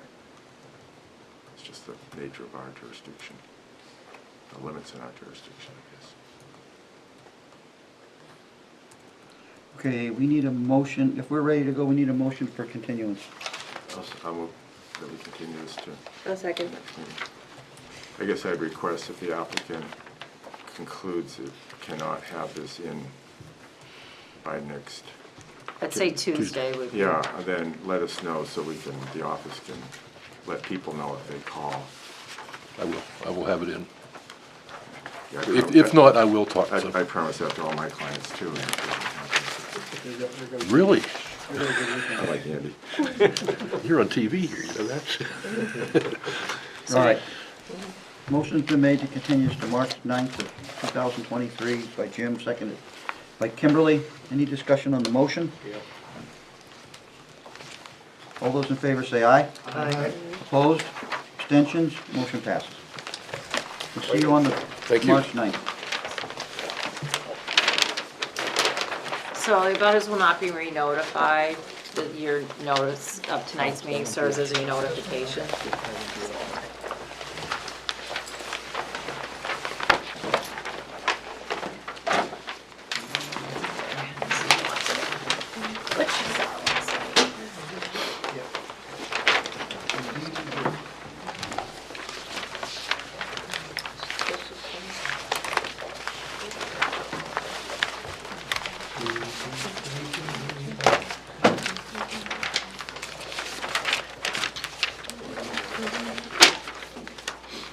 Okay.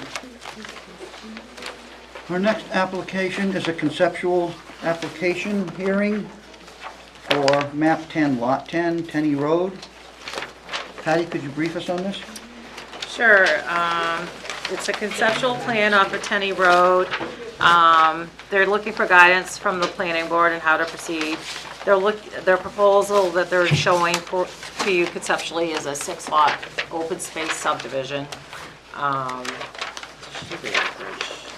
4 lots will range from 3.6 acres to 4.9 acres, with the last lot will be 7 acres, which will be retained by the owner. An existing 40 by 80 foot barn will remain. The duplex will be raised. The parcel abuts land in Dunbarton to the north. The proposal shows a hammerhead converted into a cul-de-sac with 5 driveways. The driveways configured include several shared driveways. All the lots have their own private wells and private septics. This also went to Conservation Commission. I don't know if you want, do you want me to read their? Yeah, give us the conservation report, please. Okay, so the Conservation Commission say this property has a portion of the Beaver Pond, Harry Brook tributary marsh located on the backside of the property, which is designated as a prime wetland. The wetland drumlin is extremely sensitive and is of major concern. The property is part of a major wildlife habitat and ecosystem that needs to be protected. Proposed lots 1, 2, and 3 have a wetlands going through the lots. There is no wetlands buffer shown, and any proposed developments would need to occur outside of that 100-foot buffer. The Commission states they feel this should be redesigned with less lots. The buildable areas shown are small on most of the lots, and Lot 1 is very close to the abutting property. The Commission stressed concerns with the shared driveways as proposed. If the property were to be developed as an open space subdivision, they would recommend that the open space portion be conveyed to a land trust, like the Piscataquag Land Conservancy, similar to what Black Briarwood subdivision had done, given the sensitivity to the wetlands. Drainage is a major concern. The conservation does not support the design of this proposed subdivision and would need to see more engineering and detailed on the plans. I also want to note, when you do an open space, usually the buffer goes all the way around, and it's a minimum of 60 feet. The buffer is not shown going around, and there is no access directly to the open space without going through one of the lots. Thank you for that report. Does anybody from the board have any questions for staff? This is conceptual, so it doesn't get the level of staff review, but I don't know if Scott had a chance to look at this. You do have some engineering comments, if there's any. Well, we didn't have a TRC, so I imagine this is just for Yeah. discussion purposes And that's only correct, tonight. yeah, it is a We conceptual. did see this at TRC prior to this meeting. Oh, you did have a TRC? Yeah. Oh, I didn't have a note that there was a report here. Uh, The comments on page 17. Thank you, Jim. Yeah, I think the big thing that came out of TRC, they originally had shown a hammerhead turnaround, and the driveways were not working out well off of the hammerhead. So I confirmed with the director that, to make sure that he would be okay with doing a cul-de-sac as opposed to the hammerhead. The cul-de-sac does not exist at this time, correct? No, we do have a turnaround easement at the end of Tenny on this existing lot. The town does. And what you see there as a hammerhead, I believe, is that existing pavement out there, Okay. where our plow trucks and curbside trucks turn around. Okay. Any other board members?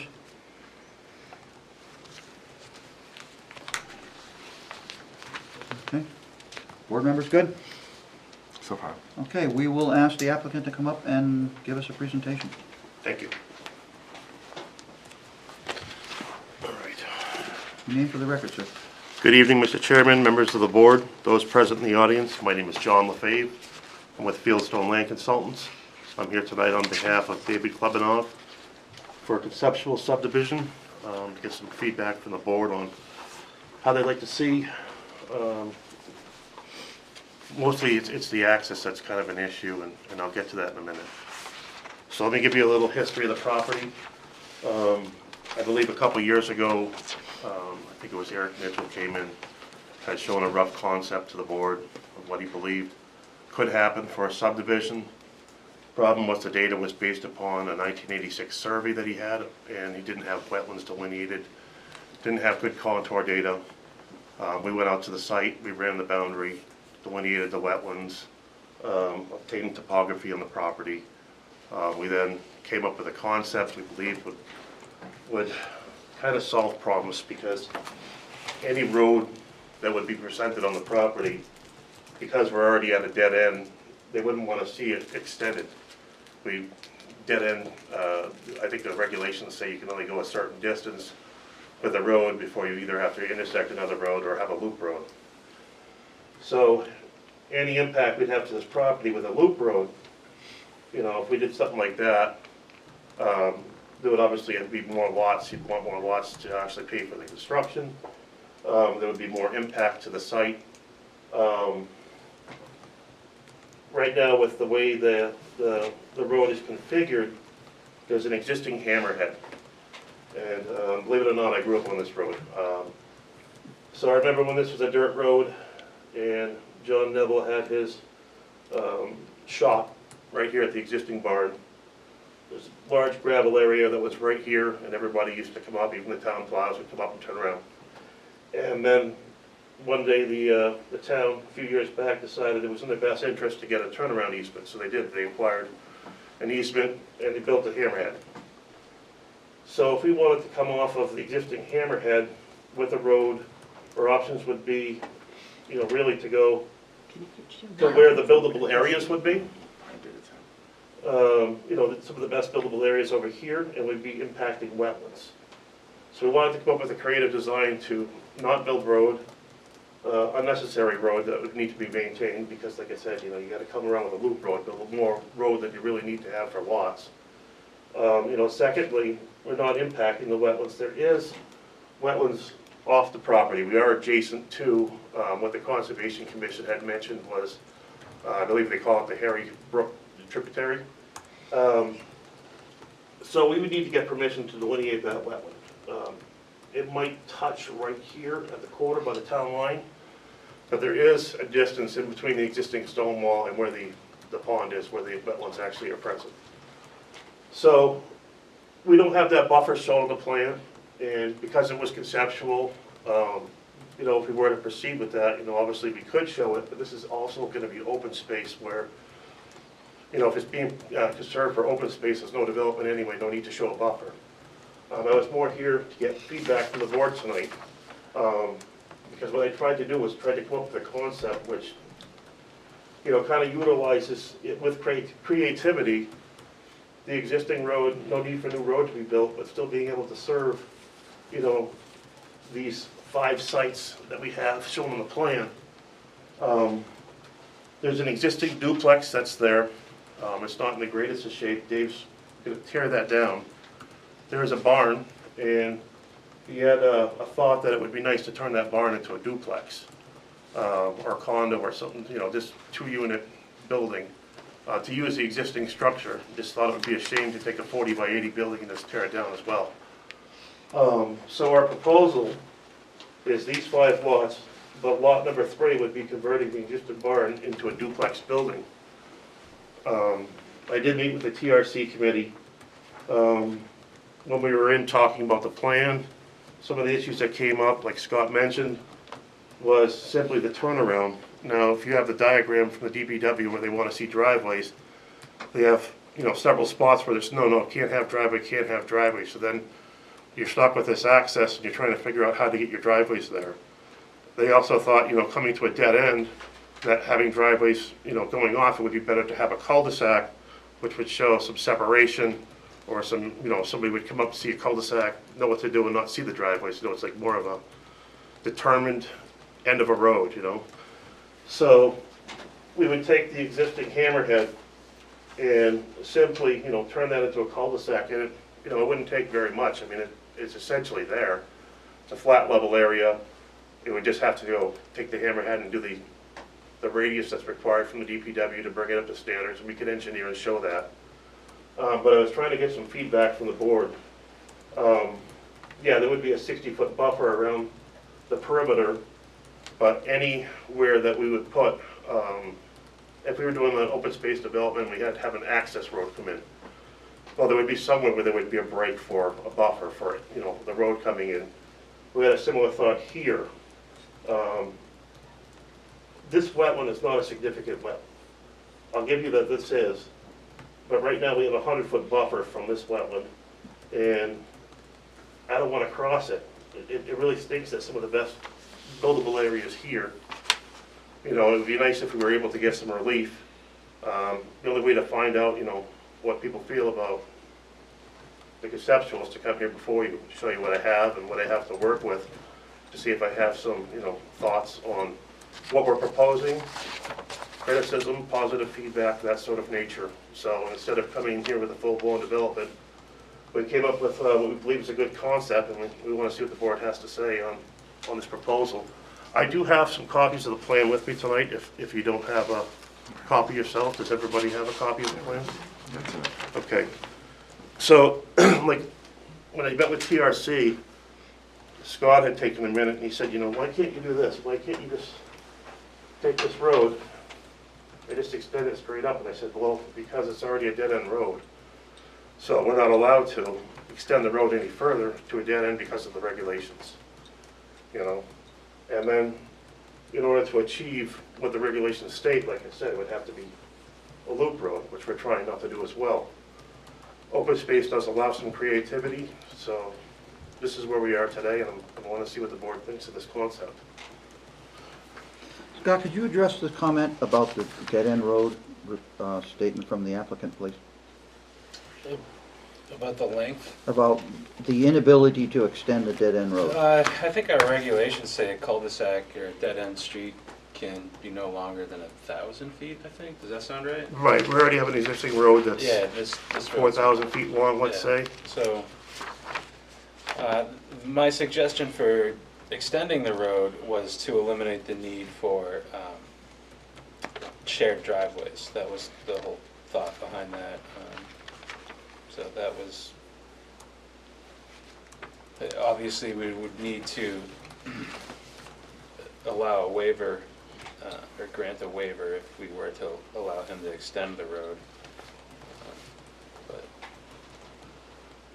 What does that create? More opportunity for individual driveways to be serviced from the cul-de-sac? it would just eliminate the shared driveway, and there wasn't 3 off of it at any point, right? There was just the 2 off this leg of the, Are we talking here? yeah, for the original concept that you brought in, there was just. with Yeah, the no, Hampton. we still had, I think, actually, no, wait a minute. I'm just saying that shared driveway only accessed 2 parcels, right? It never accessed a third. Yeah, no, it never accessed, well, Okay. I can't speak for that. I believe, Yeah, I let me don't, see if I have a copy, Scott. It's a good question. no, it's but- okay. I just don't, this was a few weeks ago, and I don't quite recall the exact plan, but that was my thought. I know we don't love shared driveways, so if I could try to eliminate them, that was my intent with extending the road. So if I could, Tim. So the wetland that's out there is a designated prime wetland. It's the Harry Brook designated prime wetland. It's the best of the best in Goffstown. It's high-functioning, high-value wetland, warrants protection, number one. The other issue that we talked about at the Conservation Commission last night, this is a drumlin, so it has very highly erodible soil. So once you start working out there, it's hard to control where the soils are going to go to. Highly erodible, highly mobile, so it's going to require some very careful engineering to make sure that the soils stay in place, runoff is handled properly, don't pose any additional threats to the prime wetland, the Harry Brook prime wetlands. That was probably not probably, it was the major concern for the Conservation Commission last night. When you say the drumlin, the whole parcel is, or is it just the portion towards Are they designated any place? portion towards the wetland? Well, it comes right out. It's just basically the nose of the drumlin. Right here, you can see the contour lines, how they come around, that's the nose of the drumlin right there.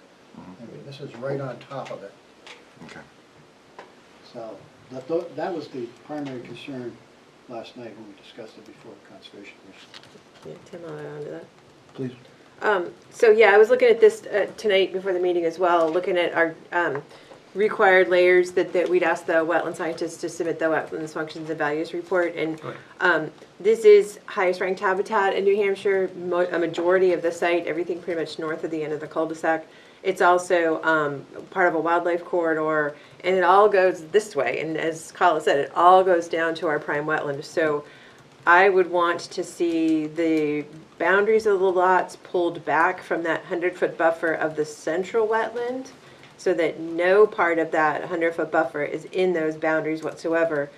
And then that finger wetland that's coming up, I would want to see all driveways and all houses outside of that 100-foot buffer. And I would not want to see any driveway crossing the 100-foot buffer of the little isolated wetland also. So you're trying to cross through that buffer to get to that back side of the lot. I just don't think lot number 5 needs to occur. I think you can probably skirt the edge of that wetland buffer and get to lot 4. And it looks like you've got all of your potential proposed house lots to the front of the lot, so you're mostly out of that 100-foot buffer around that finger wetland. But all of these wetlands on this site need the utmost protection, and I wouldn't support any waivers for any of this. So, This is where our client is hoping to build his dream home. yeah. That may be. So, He's picked the most unique, special spot in our town, so one of them.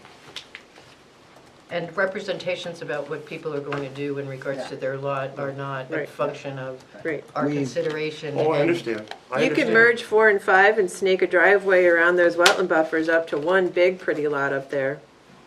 So you can look at it in CAD and start playing with it, but that, I'm just gonna put that out on record. I wouldn't support any waiver of any wetland buffer of any of these. Yeah, no, I mean, we have the wetland buffer shown here. The only place we don't show the wetland buffer is on the adjacent property, because we haven't mapped it. We'd have to get permission to go in there and map it, to then be able to place the buffer. So we have the 100-foot buffer shown here, and these lot lines run along it. I could tweak it back a little bit to put the lots entirely, but they actually run right along the edge of that buffer. Well, I want them all out of the buffer, yeah, you're saying it's close, I'm saying yes. Yeah, I'm right, like, I understand. Right, sure. Yeah. So, I mean, we could push that back, we could push this down. Our real other issue would be access, because, I'm trying to put, less impervious, as little pervious as I can, using the open space concept. It allows for creativity. That's one of the things that the benefits of an open space concept is it's supposed to allow you to, get some creativity involved. So, that's why we have, instead of two driveways, we have the one driveway right here. We have a shared driveway here. This is just where he wanted to build his house. Like I said, we can tweak some lot lines down.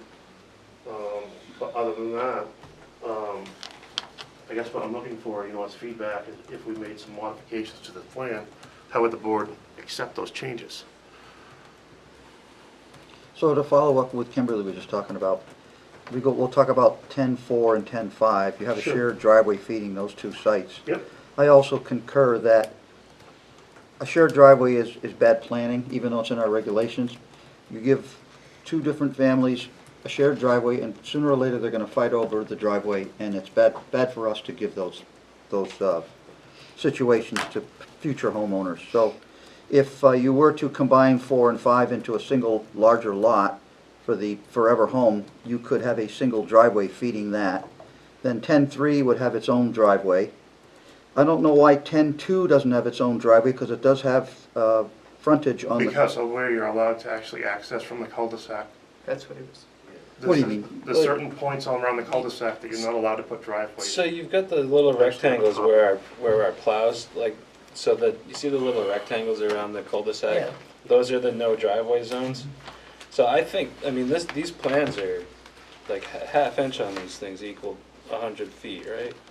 You've got plenty of space between that rectangle and the 10-foot offset from the neighboring parcel to squeak a driveway in there. So, to just continue, if 10-2 was to get its own driveway off the cul-de-sac, and 10-1 got its own driveway, and we eliminated Lot 4 and combined it with 5, 1, 2, and 3 could all have individual driveways, and a 4-lot subdivision would fit nicely in there without shared driveways, without the concerns for the wetlands on the setbacks, as Kimberly was speaking, and that, I think, would be an improvement to the plan. That's my opinion. Okay. Board members? Tim, at the Conservation Commission meeting last night, we also talked about, and it's really not specific to this, it's more generic as to whatever plan comes before us eventually.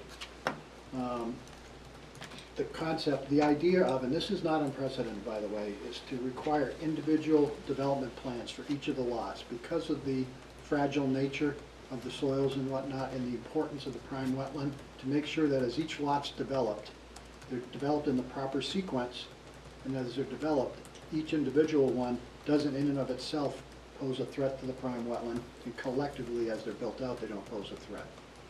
And we've done that before, required. Where exactly is the driveway going on this lot? Where exactly is the house going, the septic system? Because where is the grading going to occur? Because the overall statement is that the sensitivity of the wetlands dictates those design elements? The wetlands and the soils. Okay. Yeah. I want to make sure I was clear what you're saying. Yes. Thank you. I have one more. Kimberly? But I would also, in your favor, support a waiver of not delineating the prime wetland edge, given that all of that land is protected and... You just went into conservation just recently. I know that Eleanor King had owned the property, and I think Eric Mitchell had worked on a survey for that over the summer, and Right, that should have just got recorded. You're several hundred feet away from it. If you Right. continue with this plan, now, if you didn't do the open space planning, you came questionably closer, then we'd need to see that. But I'm okay with that anyway. I thank you for that. And, well, that's what this lot also poses a challenge. We wanted to keep the development on the side, and we also have the existing road there to our benefit. I don't think the DPW wants to have any more road, so I thought this was like a win-win situation where we put a cul-de-sac on the end, have it, access the homes, what have you. So, I understand your critique about this area, getting away from the buffers. And what Dave was saying from his calculations, he really had to have 5 lots, so I don't know how I get through that hurdle. Well, I'll just tell you up front, if your calculations for 5 lots is your financial feasibility, that's not a concern No. of ours. I understand that. As long as you understand, I because understand that. that's kind of what I thought I heard from you. No, I'm just, He's what I was sitting there supposed, wondering what he's gonna do. what I was supposed to do, when I was asked. I to. understand. So- But sometimes Yes. you can't get the lots that people want to maximize their return on their investment. The land just doesn't support it sometimes. And I understand that. I'm just letting you know where I'm coming from as far as this concept goes. You know, I had put some thought into it. I really wanted to try to be creative, allow use of the open space development for what it's used for. You know, and this, normally, you know, you'd have 2-acre lots where you get reduced size from that as far as open space. Here we have, 3-acre lots and you plus. know, the 50% of the net area would be 19.7 acres. So because, you know, some of this does have the wetlands on it, and they're being preserved, we're actually, you know, 30 acres of this is going to be open space. Now, that's substantial. So, I mean, I think it's a great benefit. Well, 30 acres of open space is wetlands that no one can build on is wetlands. Well, If you were giving us 30 acres of uplands with trees on it and all usable land, I would say, that's a great open space project. I think if you walked out there and saw that land, you'd think it's very I've beautiful been as in that well. neighborhood It more is than once. beautiful. That's So, awesome. I'm not going to cut you off. I'll open a public hearing and hear comments if we, Barbara, do you want to go first? I want to ask, there was a comment made about the 60-foot buffer requirement. Yeah, And I wanted to know, I wanted to hear a little further about that and hear what the applicant's response to, who's obviously very familiar with the requirements. And access to the area as well. Was one other comment was there was no access to the area. And I think the buffer might take care of that, but. it's, We can address that after we have our public comment. That way you can give them a chance to think about it a little bit if you'd like to do that, or we I can don't, wait. I just would like some discussion on if it was to come back, what we would expect to see for the.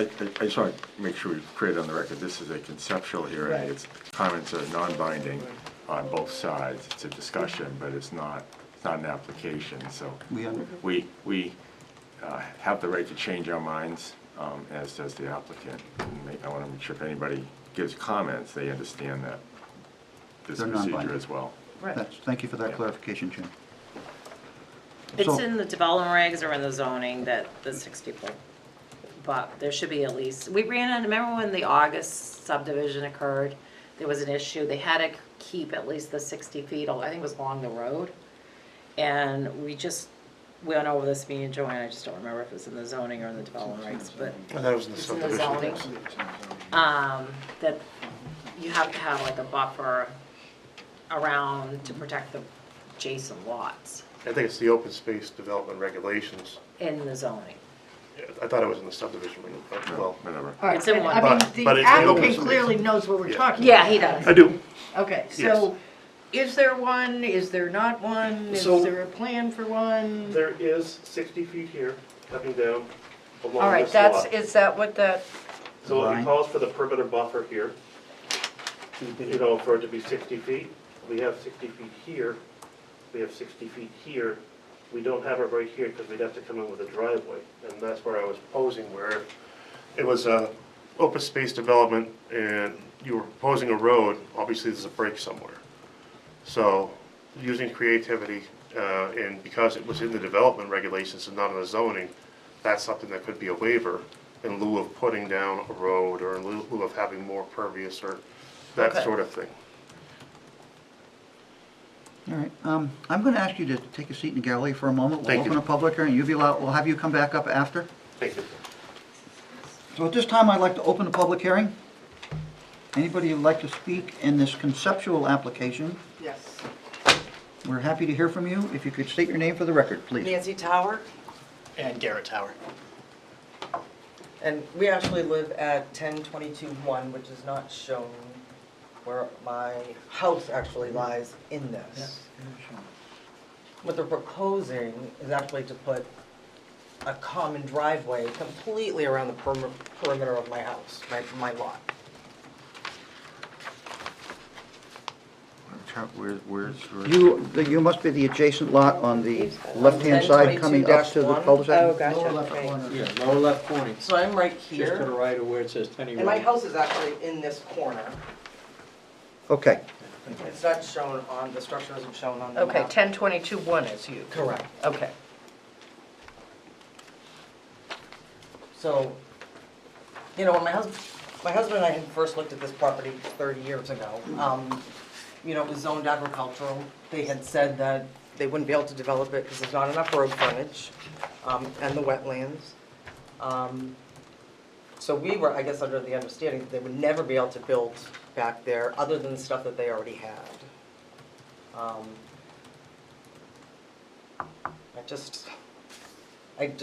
Is open concept, like, in lieu of having road frontage?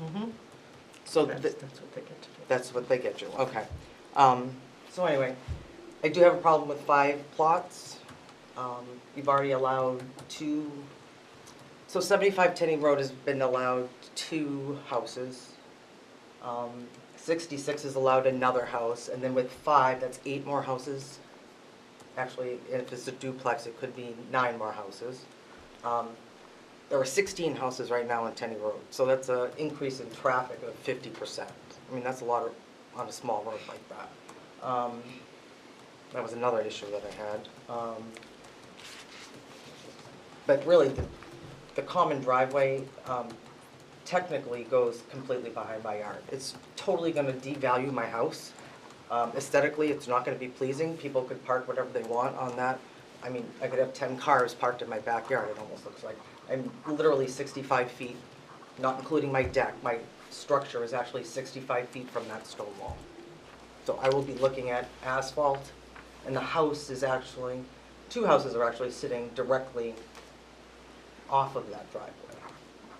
I mean, it's nice that the red duplex is actually got to be gone because it's kind of an eyesore, but, and when they actually put that common driveway in, right now there's a berm that actually my line of sight actually almost blocks the driveway to that little red house, the duplex. So, like, this is the little red duplex. Right here, there's a berm that actually blocks some of my sight, so I don't get to see that big garage, and I don't get to see the driveway and part of that house. So essentially, they'll be taking that down. I'll get to see the garage barn, and then 2 new houses. I do not think that is a good, for us. Aesthetically, it's not going to be very appealing. just to be clear, they did not say they're taking the barn down. No, but I'll be able to see it if the berm's gone. So I just want to make sure you... Yeah, I know. They want to turn it into a duplex, so that could be, yeah, 6 part on that. Is that all I had? Are you good?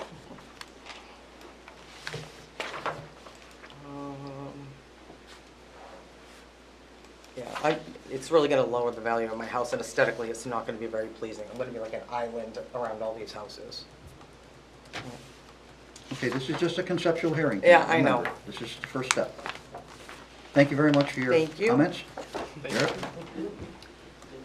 Patty? So the 60-foot minimum buffer, it is on page 63 in the development regs. It says the buffer shall be a minimum of 60 feet deep on town roads and a minimum of 100 feet on state roads. The buffer shall be a minimum of 60 feet deep on any abutting lot. And then it goes into more detail. So that it is in the development regs. Development regs. But if we chose to require that, that would change their plan. And what he's saying is he would ask for a waiver. I understand, yeah. Would anybody else like to speak this evening? I also want to note that Conservation did recognize they were trying to pull everything away from the wetland, and that's why it was closer to the road. But they had still a lot of concerns. All right, since no one else wants to speak, we will close the public hearing and turn it back over to the board, and the applicant may come back up if they would like, please. Thank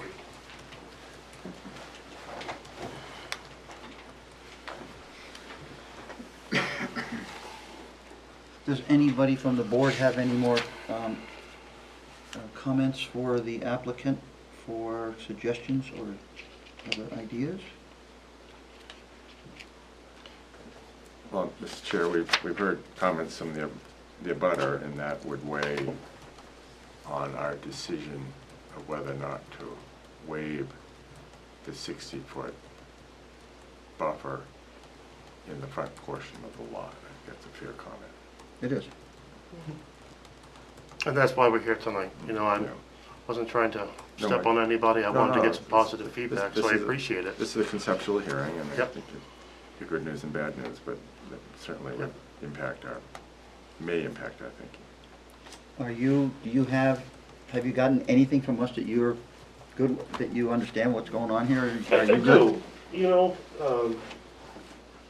what really stinks is, you know, this wetland right here is, you know, more of a low depression. It's not a high quality wetland, and actually, you know, is helpful because it keeps anything from going further. I've reduced buffer right here at 50 feet, would allow these homes to be pushed back, would allow room for driveways to be moved around. I had hoped, you know, in the concept process, obviously you can't get an answer from anybody until you actually come to the board, until you actually come to the TRC, so you try to make some, you know, put together a concept that you can use for criticism, you know, just. So I mean, I don't know what the board would think or what the Conservation Commission would think about, you know, pushing this one setback back to allow the homes to be placed further away from this home. I mean, what we're trying to achieve is to keep all the development here and not place it anywhere else on the lot, which I think is a win-win. Mr. Chairman, I comment. Please, Jim. Not all land is developable, and we have regulations for a purpose. Yep. And just because an applicant wants to get extra lots in, doesn't mean we necessarily should modify our regulations, which are there for a purpose. And the more I look at that, I see the purpose of the regulations applied here to protect the wetlands and the abutter, and you're asking us to vary those so your applicant, your client, can get in extra lots. I don't find that as a particularly compelling argument.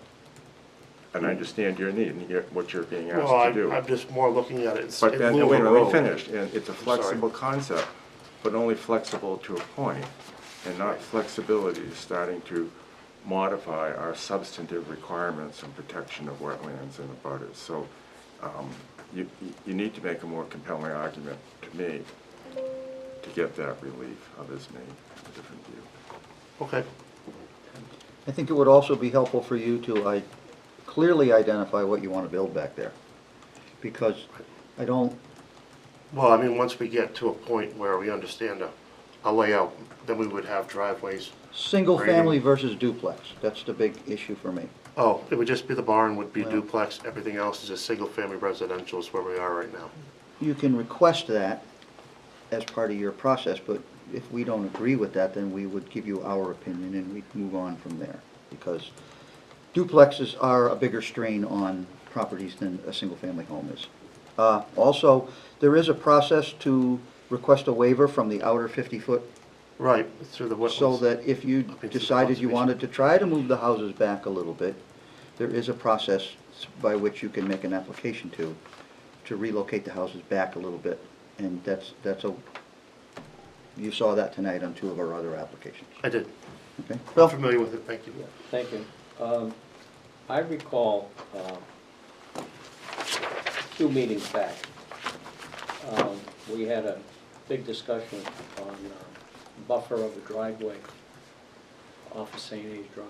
The property was on St. A's Drive and the access.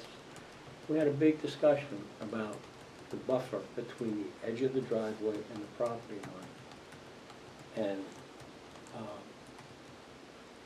I have an issue with no buffer on the edge of the driveway. And as Jim said, we have regulations for a reason. The buffer that exists now or does not exist now, Phil? No, this, I don't, The 60-foot buffer? on next to 1022-1. You know what I'm saying, the proposed driveway. Yeah, isn't that what it's showing? Like they're gonna put the driveway through the buffer. Yeah. Right. Yes. I agree with Phil. The buffer should not be eliminated to accommodate a driveway. My point is where the edge of the driveway is. Mhm. All right, we had that big discussion on that lot off of St. A's Drive. Which they ended up not using. So if you're hearing what he's saying, we do not want to see the 60-foot buffer on the front of lots 10-1 and 10-2 become a driveway access. It should remain a Okay. buffer. I understand. I was also thinking that we may come to an agreement of maybe planting a buffer, an adequate buffer, and having a driveway that would screen the home. Well, just It was 60 feet this is wide. all, I know, well, we're all here tonight just to discuss some possibilities. Yes, And get some positive feedback. That's all I'm trying to Yep. get. And I We won't appreciate sup- that. I won't support tearing down a buffer to replant a buffer. No, especially with fragile soils like Agreed. this. Right. Board members, any other comments for this applicant tonight? We've given them You giving them plenty to think about? Everybody good? Go ahead, sir. Would the board consider an extension of the road if we wanted to go straight up, with the road? Would they rather see something to the degree of the road that, like the engineer had presented? I mean, that would be the only other option. I'm just throwing that out there so I have some possibilities. So I'm just let me wondering what the ask you, thoughts are behind that. what would extending the road do for the project? Give the required frontage for lots, but it would just be more town maintenance, more road to maintain. And that would become a waiver under our regulations, or is that a DPW request? Well, that's the regulations. It's in the development regulations, so we would need a waiver From the board, from the board. to extend the road. Yeah, and I would assume that you'd want our buy-in on it. And if I understand it correctly, that would eliminate the shared driveways as well, because you have more road. Well, I mean, we can move shared driveways around. I was throwing this idea out tonight, which was a bad proposal. I mean, I can move some stuff around. I was mentioned that I can have a driveway come in over here instead. I can move some stuff around based on the feedback I got from you. That's fine. It's just we didn't feel that there was a need for more impervious road or another extension of the road or more road to be built just to serve a few homes. And we're trying to be creative with the open space, so. Do you think you could eliminate all the shared driveways if you did a road extension, so you would have no shared driveways? I think we could. Well, that's but up to you to engineer it, I'm just asking the question. I don't think that our client wants to do that. He didn't want to, well, no, I don't think he wanted to extend the road up there. He wanted to have his house secluded, was kind of where his thoughts were. We hear so. what you're saying. I'm just going with what I was presented to Come on. challenge. I will reiterate that I would not support a driveway or a road going through that wetland buffer to both the isolated wetland and the finger wetland. So I don't know how you'd snake a road through there. Unless you, I don't know.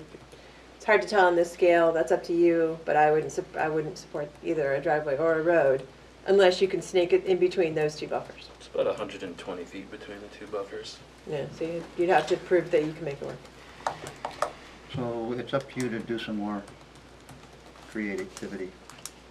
You Okay. can come back with.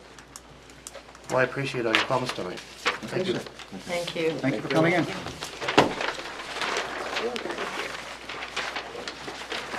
All right, we're going to go back to the original agenda on the correspondence and action items. Yep. So we're going to talk about a letter of credit for the paving and landscaping for Phase 2 of Glen Place condos, map 5, lot 60. Well, I'd like to start the discussion with something that I am not clear about. I thought that Phase 2 Glen Place condos, which is across from the villa, am I correct? Is that the correct? Because I've heard it called different names, and suddenly Glen Place condos now, which I hadn't heard before. Glen Place, I think, is what the plans say. I'm not sure. First of all, they don't have permission for a fence on the Phase 2 yet, because they never came in and asked us for it. They were going to come in with a revised landscape plan to show the fence and the relocations of all the plantings on the Phase 2. We have not seen that. So I am not going to recommend discussion on a bond for something we have not been provided with the information about yet. So I will say, they have showed me a conceptual thing of the fence, but there's no, what they're asking for is like someone in the field to go out and help them with laying out the plantings. If they come back with a landscape plan and a fence on the plan that shows what they want to do, I would be happy to consider a bond request to bond that so they keep selling units over there. But until I see a plan, I'm not going to entertain a discussion about a bond request. Any board members want to think I'm out of line? I think you're in line because when we've had discussions similar to this on other areas of town, dealing with fences and the bond and getting the, and well, we can't put the fence in this time of the year, so it's gotta go in that time of the year. Well, either you're gonna wait or you're gonna have to put up some money right now in order to have a bond, you know, it's. Carlos? And I do not want to go down the road of we're making recommendations. We've Right. been there before, that's not our job. Bring in a plan, we're after a plan. Hire a landscape architect. Yeah. I'm kind of glad you're leaning towards that way because I didn't want to be out there No. telling them where they should No. put plants. No, I will reiterate briefly, we gave them a sort of green light to do the fence and move the plantings on phase one to accommodate them, to help them get things squared away. With the statement from the developer, we will bring you back a plan for phase two, landscaping and fence location for you to review. And I have not seen that yet. And once reviewed, we will build. I have a technical question. Jim? We typically want self-calling letters of credit. Mhm. This is not. They can, I have to be careful because I represent a certain bank involved in this, but the, Jim, I'm sorry, self-calling means what? if it's called, it's breached, it's in breach. If the bond lapses, Oh, I see. we can call Yeah. it. Right. I see. This has a Yeah. 60 days notice, but we don't have any provision to act within that 60 days. So we have to modify our approval, so that's deemed an automatic. Any notice of termination or non-renewal is the default of breach, and therefore we can call the bond. We don't want to be without a bond. Thank you. And I So- propose some wording that we usually require, but this doesn't, I don't think follows it, because the timelines don't work. So, just so that Scott can verify some information for me. Do you concur with the bond worksheet for the costs in this? Yeah, I reviewed this a couple months ago now, And um, top coat paving is only $12,000 for that project? it's not a big, it's not as much. As long as you concur, Yeah. that's all I want to know. Yeah, I think they had like $100 per ton, which, It's a lot smaller than the The first town, phase. the town get it for $100 a ton? you get like $80 Okay, a as long as ton it's, right as now. long as it's Yeah. agreeable. So I'm sorry that I won't entertain a discussion on this tonight until we see the required plan for planting and mulch, because we don't have one, and the fence as well. Is there any units being held up, the one that's almost done, is that phase one? Is there something with I two thought they units? gave I all think the she was COs. holding up issuing, allowing them to get their COs. Well, as For I which was- phase? I think, I thought Joanne told me we weren't holding any up. we're not, I thought there was something tied to the first one, but I could be wrong. I don't know. I don't think So it's anything just- was it's tied just up the phase two. I It's not thought the phase phase one, one. they had sort of a I just green want to light make to go sure, at this just in point. case. We were told by the zoning administrator at the time that because they still had unsold units, that we still had some leverage over them on phase one for the plantings and the fence and all the Right. other business. That was all resolved, and as far as I was concerned, that went away. Phase So they- one. Phase one was complete. Yeah. So if there is any still outstanding that someone's looking for a CO on phase one, I that's don't have a that's problem fine. with phase Okay. one. I just Phase wanna one make- is Yeah, this complete as is- far as I'm concerned. Completely separate. I do know we made some mistakes on that plan. We didn't require extra parking. We also didn't calculate the lengths of the driveways for the types of vehicles people buy today, because there are two pickup trucks on that road that never park in the driveway because they're too long for the driveway. They are always parked in the street. And I thought parking in the street was something we weren't very interested in allowing in that subdivision, as I remember. Fire truck exit. Right, so I think in the future, when we review these type projects, we have to review the lengths of the driveways and maybe make a condition of approval that parking in the road is prohibited. We discussed the parking issue at TRC the other day Good. with fire and planning. Sure. And we're trying to figure out the enforcement of it because there are no parking signs through portions of there. It's a private road. Yeah, so that's what we were trying to establish is does our zoning officer Well, actually have... that's not to be discussed tonight. I just threw that out there because we made some mistakes. Yeah, that's what we thought, so. So, if someone is here tonight for this hearing, for this tracking, I apologize that we're not going to act on it tonight until we see the plan. Board members concur? Sure. Okay. Was there anything else that I missed, Patty, Gail?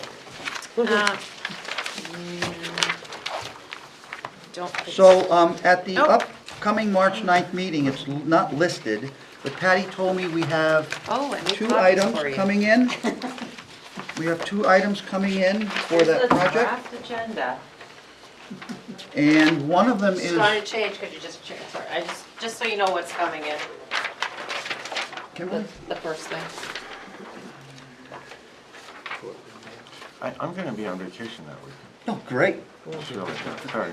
Oh my God. Go ahead, load it up. We'll miss your witty banter. Yeah, I'm sure you will. I already gave you. Who's gonna comment on Phil's sweatshirt? I gave mine to. We actually, All right. so the new business for our next meeting, there is a court remand regarding the No. permitted laundromat car wash project. Oh, God. We have to discuss that.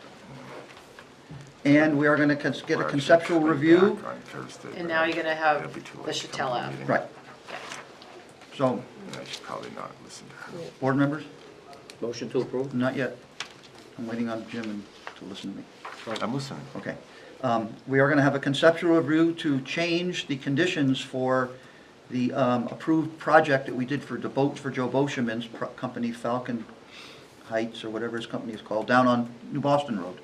The driveway that we approved through the outer 50-foot with salt condition remedies and a single-family home only stipulated, that they're coming back in to ask to have that amended. I'm shocked. Shocked.